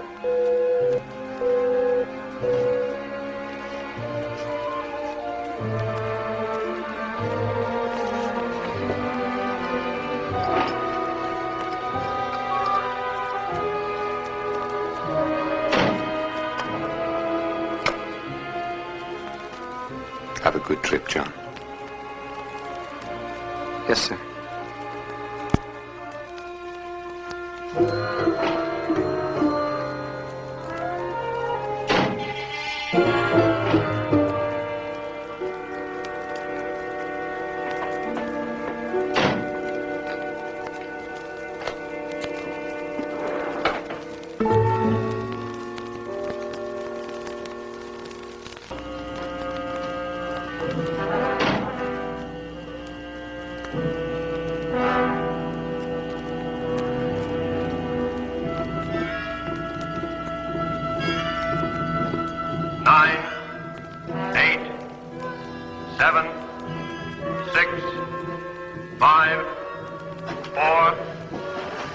I didn't get a round-trip ticket. 2, 1, fire!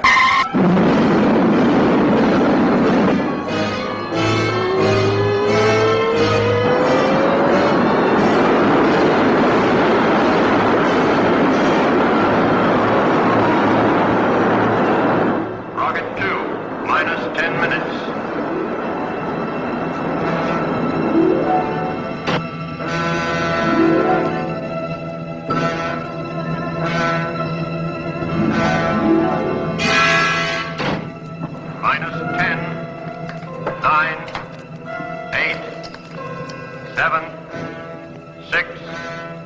5, 4, 3, 2, 1.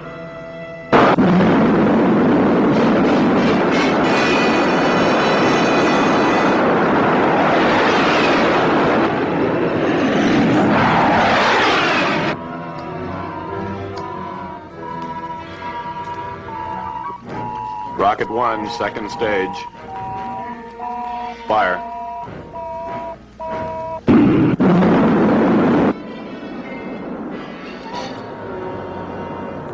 Rocket 2, second stage. Fire.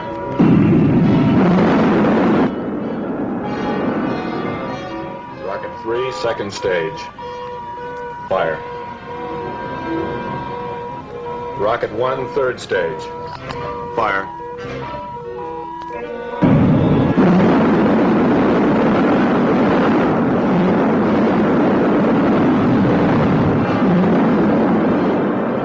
Rocket 1 approaching rendezvous point.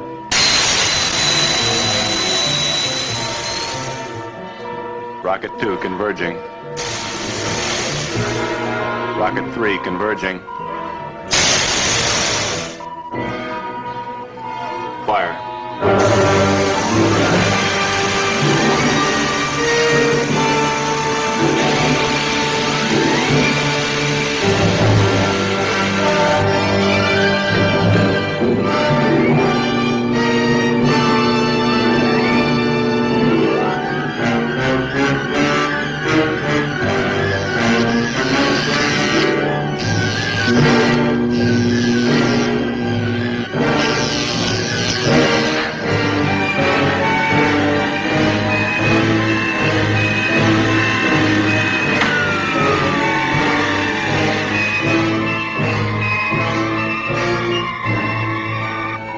Contact completed. Ship in orbit. Ground control handing over. Good luck. Thank you. Satellite control taking over. Up antenna.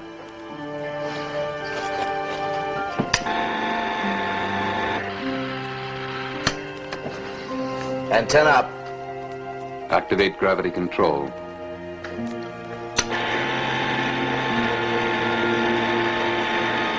Gravity control on.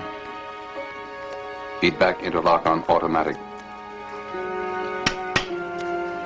Feedback interlock on automatic. Orient solar aspect cells.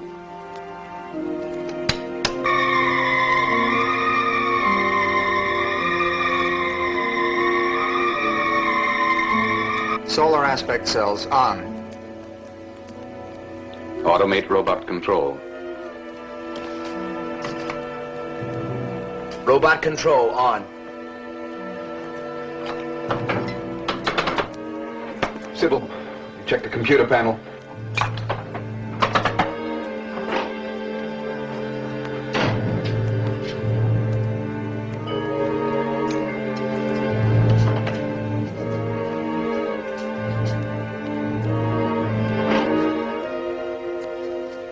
I'm glad to see the Tsar was right about your surviving the blast off. What are you, Doctor?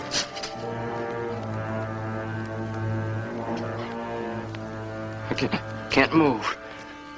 I've partially inactivated your muscular system. What? There's no time to be more explicit. I have no desire to harm you. However, necessity governs action. The warning from outer space was valid. It came from a superior intelligence. An intelligence able to transform energy into matter and back again. You once told me I was not human. You were correct. I am above the human. A transformation which can be yours. This satellite will never return to Earth. Its disintegration upon contact with the energy barrier will end Project Sigma and all similar projects to come. The creatures of your planet are not yet ready for space. Who are you to decide? We have only your best interests at heart. In this realm of outer space, you are mere children. And it is disastrous for children to enter areas where they have so little understanding. John, I can offer you the opportunity of joining us. You can go to hell. I was born a human and I'll die one before I'll join a race that kills innocent people for abstract ideas. Abstract idea. Very well. You've made your decision. One I'm certain you'll deeply regret. For only death remains.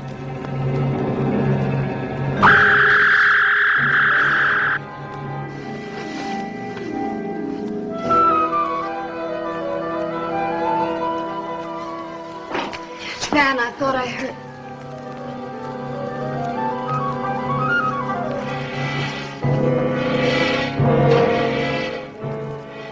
He couldn't stand the acceleration. I knew he should have stayed behind.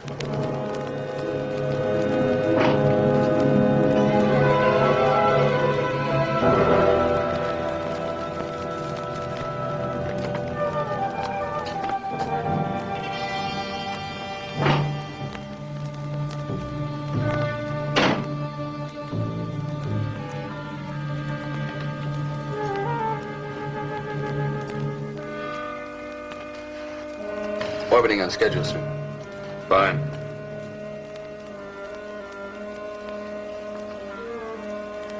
This is the captain speaking. We have successfully completed the first phase of our mission, and I wish to congratulate all members of the crew. I can now reveal to you the plan by which we hope to overcome the cosmic accumulations which have destroyed all of our previous manned satellites. The plan consists of 2 steps. Step 1 has already been accomplished. This called for a blast velocity of over 1,000 times that of our previous satellites, a force which has carried us into an orbit far beyond the moon. At our present velocity, this cosmic mass, if encountered, will act as a solid, impenetrable wall. However, at the first indication of this mass, or sigma barrier as we call it, we will put into operation the second step of our plan, which varies according to necessity. If at this time we have accumulated enough solar energy for 750 miles per second, we shall be able to blast through the barrier and in so doing destroy it. Should the barrier appear before we have reached the requisite velocity, we shall take immediate action to avoid it. Dave, what are you doing here? You should be in operations. I regret to inform you there has been one casualty. Astronautical engineer John Campo was found dead, apparently the result of blast-off acceleration. All hands not on duty will attend the space funeral at 1400 hours. Sybil, I've got to talk to you. It's about Van. He's not human. Dave, don't be ridiculous. I saw him. He split in 2. He's been seen in 2 places at the same time. Why aren't you at your post? What happened to Johnny? Did you kill him? We're now in outer space with 1 man dead. And I can't afford to lose another by confining you to quarters. So I'm giving you another chance. We'll say no more about your accusation. But I warn you. Get out of line just once more, and I shall take the necessary measures. I remind you that I am the captain of this ship, and that astroplanetary law gives me supreme and unquestioned command. Do I make myself clear? Yes.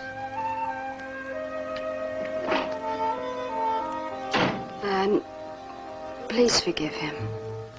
We've all been under a great strain. There is no room for personal feelings on this mission. For his sake, he'd better straighten himself out.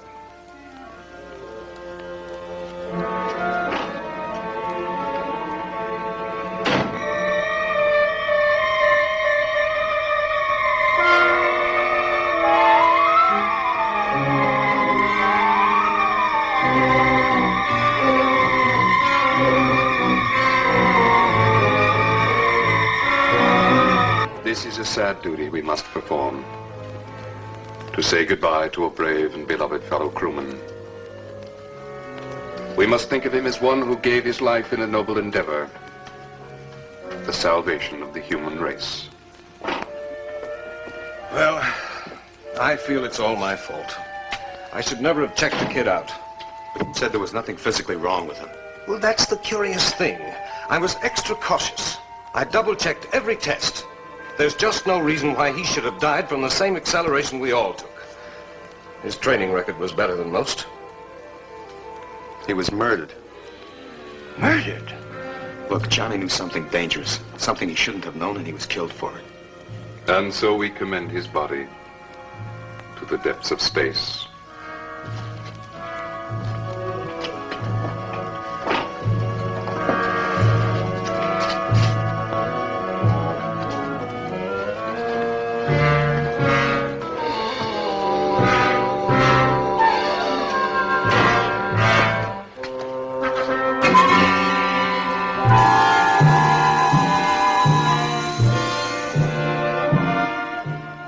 Haven't you noticed Van's face? There's something different about it. I can show you what I mean.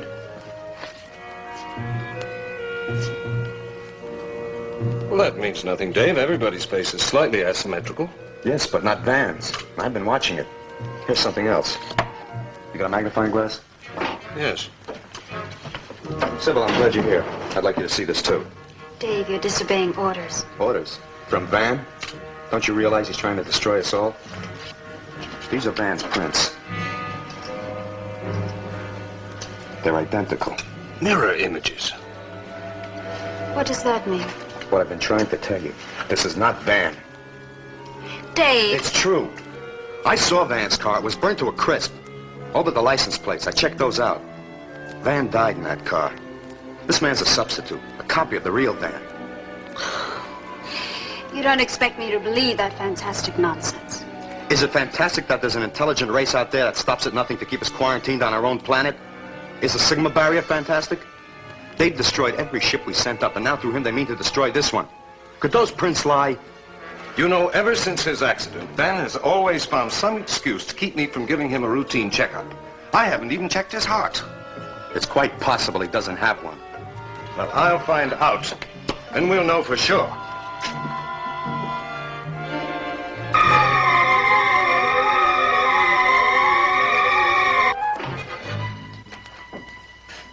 Oh, hello, Howard.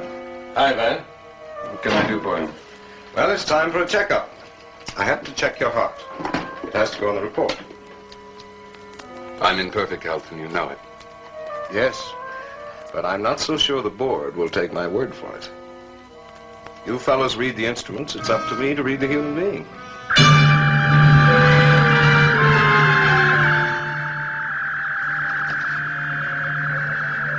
Captain, wanted in control room. Urgent.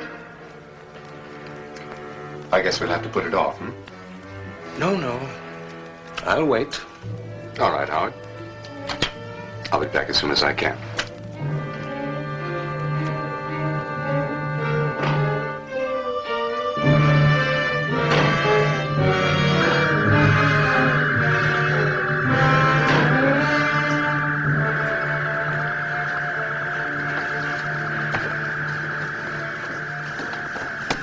Some action ahead, Skipper. The dials are acting up. But it's still pretty faint. Could be cosmic dust. Keep your eye on it. If it continues to build, call me. Yes, sir. And what do you make of that? Cosmic dust.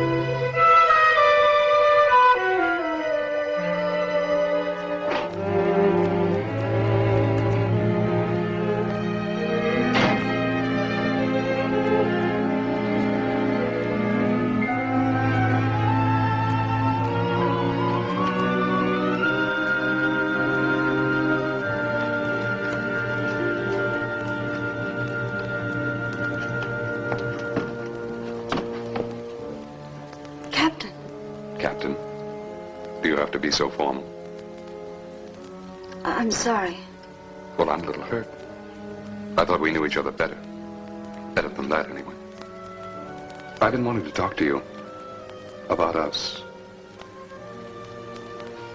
Of course, Captain. Van.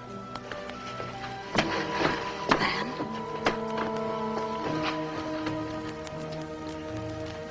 I'm in the middle of a computation. Half an hour, then.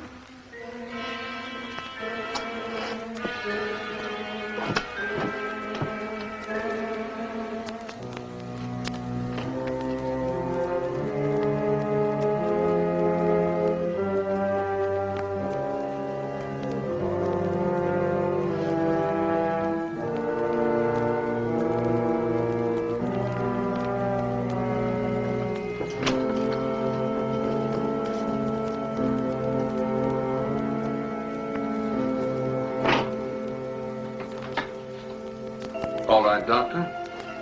You wanted to listen to my heart? Proceed. I have work to do.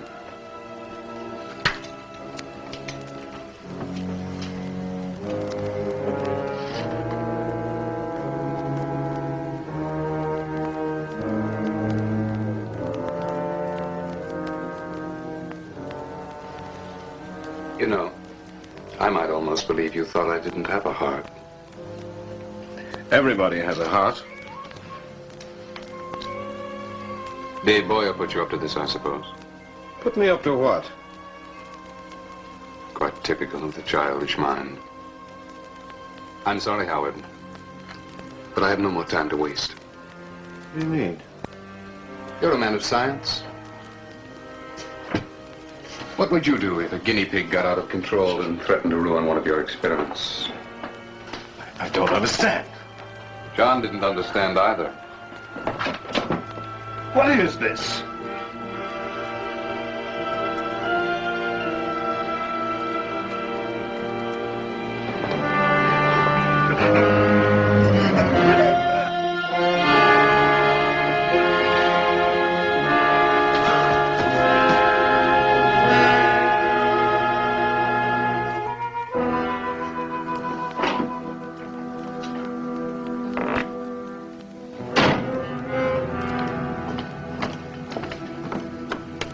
I'm issuing an order for the arrest of one of the crew.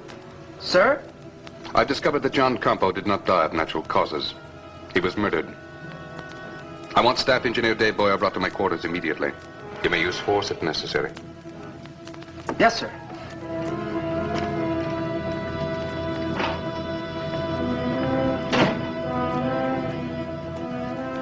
Sybil?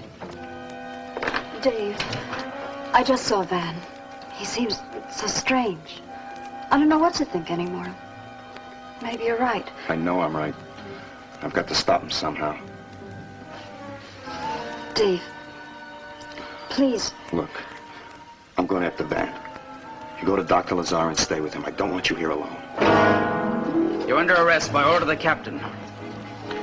What for? No questions. Let's go. Get to Dr. Lazar. Tell him what happened.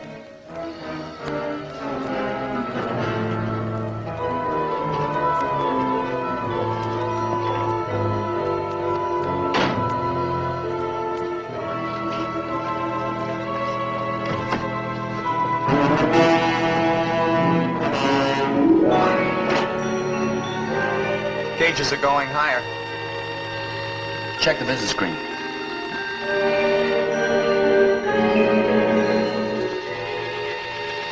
You better call Van Ponder. What for? He already told you it was cosmic dust. Sure, cosmic dust.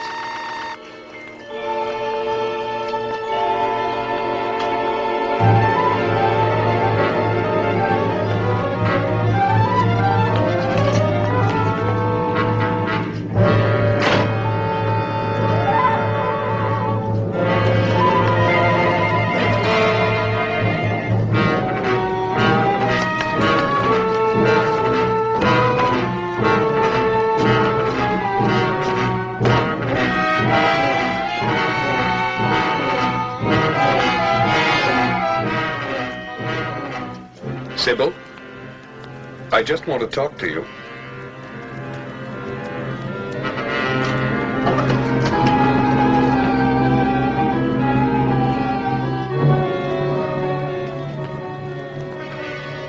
just want to talk to you. Sybil.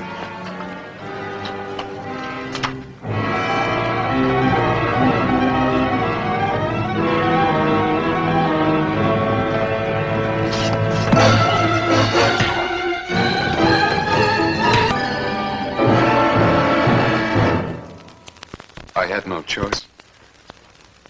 I couldn't permit him to endanger the ship. Please listen to me. Yes? I'm human now, Sybil. I need you. Captain, the prisoner has escaped. Don't you see, Alert all hands. The satellite is in sector H9, and in sector H12 is the barrier. They're heading for it. And let us say, rather, the barrier is forming where the satellite is bound to travel. Well, Van knows what he's doing. He'll avoid it. Well, let us hope so.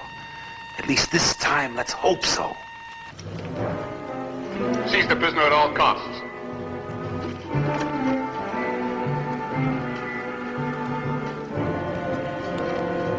I'm sorry. But there's no alternative. Astrogator to captain. Astrogator to captain. Why do you... Captain speaking. Magneto-nebulous cloud mass forming dead ahead.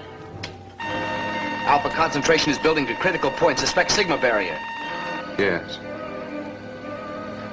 Sybil, Captain, Sigma barrier dead ahead. We're bearing down rapidly. Awaiting orders.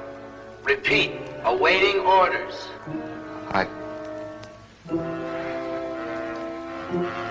Remain on course. Remain on course? What's the matter with old Iron Pants? I don't know, but if you don't get on the ball, this $3 billion balloon's gonna go bust. Not only that, we're in it. Request further orders. Remain on course.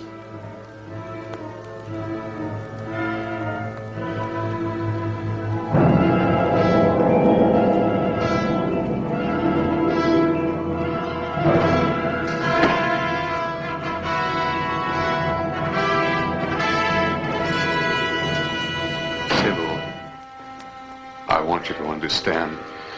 You're not human. Who are you? What are you? What am I? Why, I'm human. Because of you, I'm human.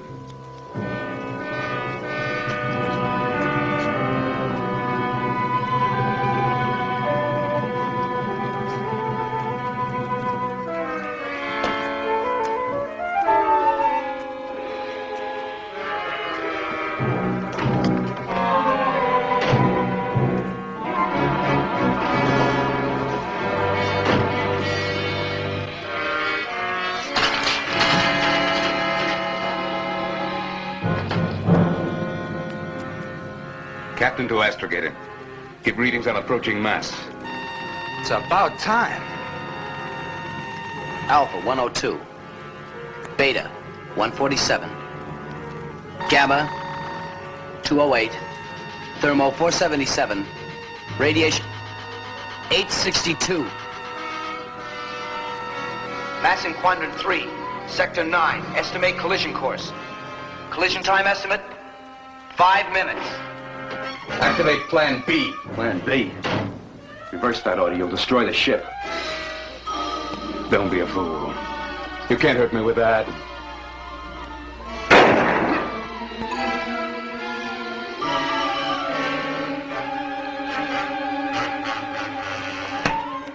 For the love of Pete, you're running us right into that thing.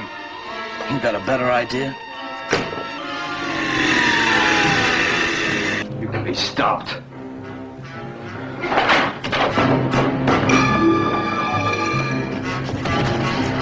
Thermo up, radiation up, alpha, beta, and gamma going up. Sky speed, we're decelerating. Just following orders. Ours is but to do and die. Die, you said it. Crash emergency, dead ahead.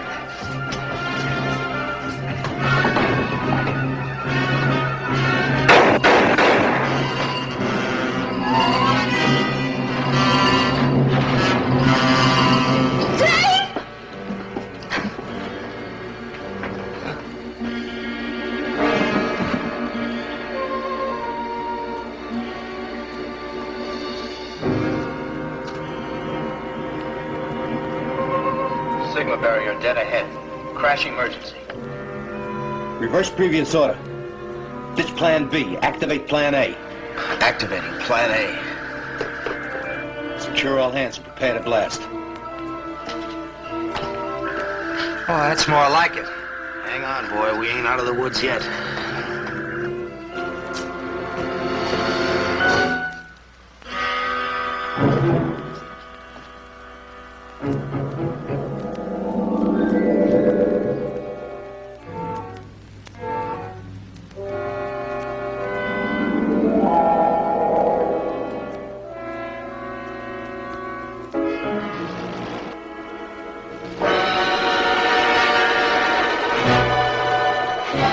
Start burning that sunlight.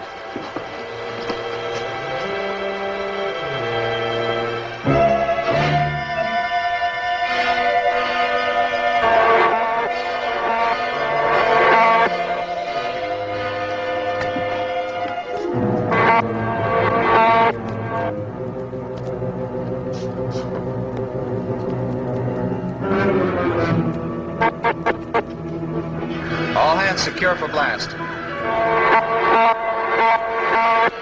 All hands secure. Blast in 120 seconds.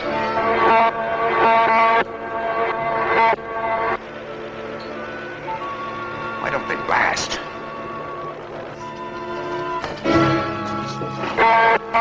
Sybil.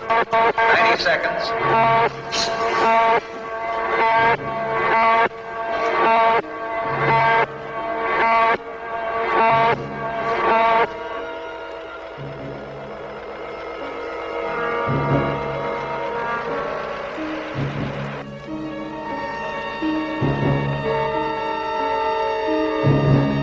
Blast in 10 seconds. 9, 8, 7, 6, 5, 4, 3, 2, 1. Blast!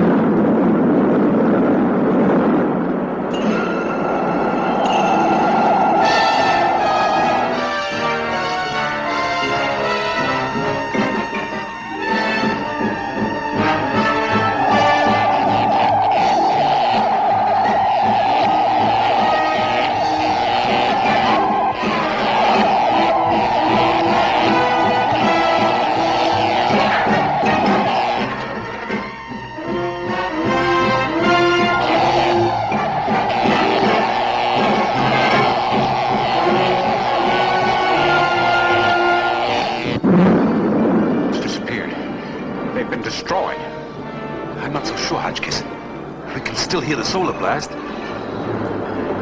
Look!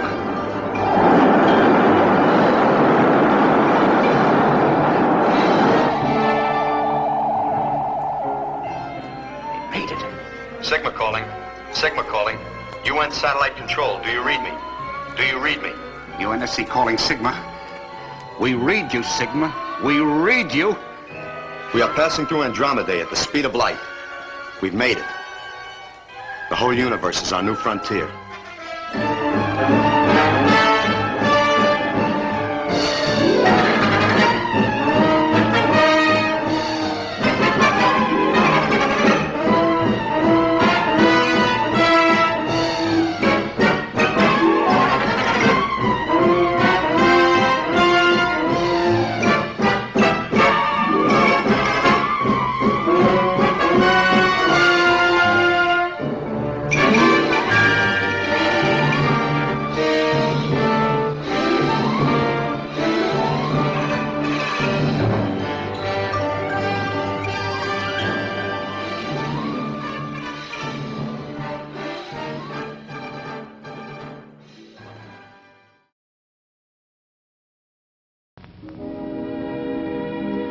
And now, folks, it's time to say goodnight. We sincerely appreciate your patronage and hope we've succeeded in bringing you an enjoyable evening of entertainment. Please drive home carefully and come back again soon. Good night.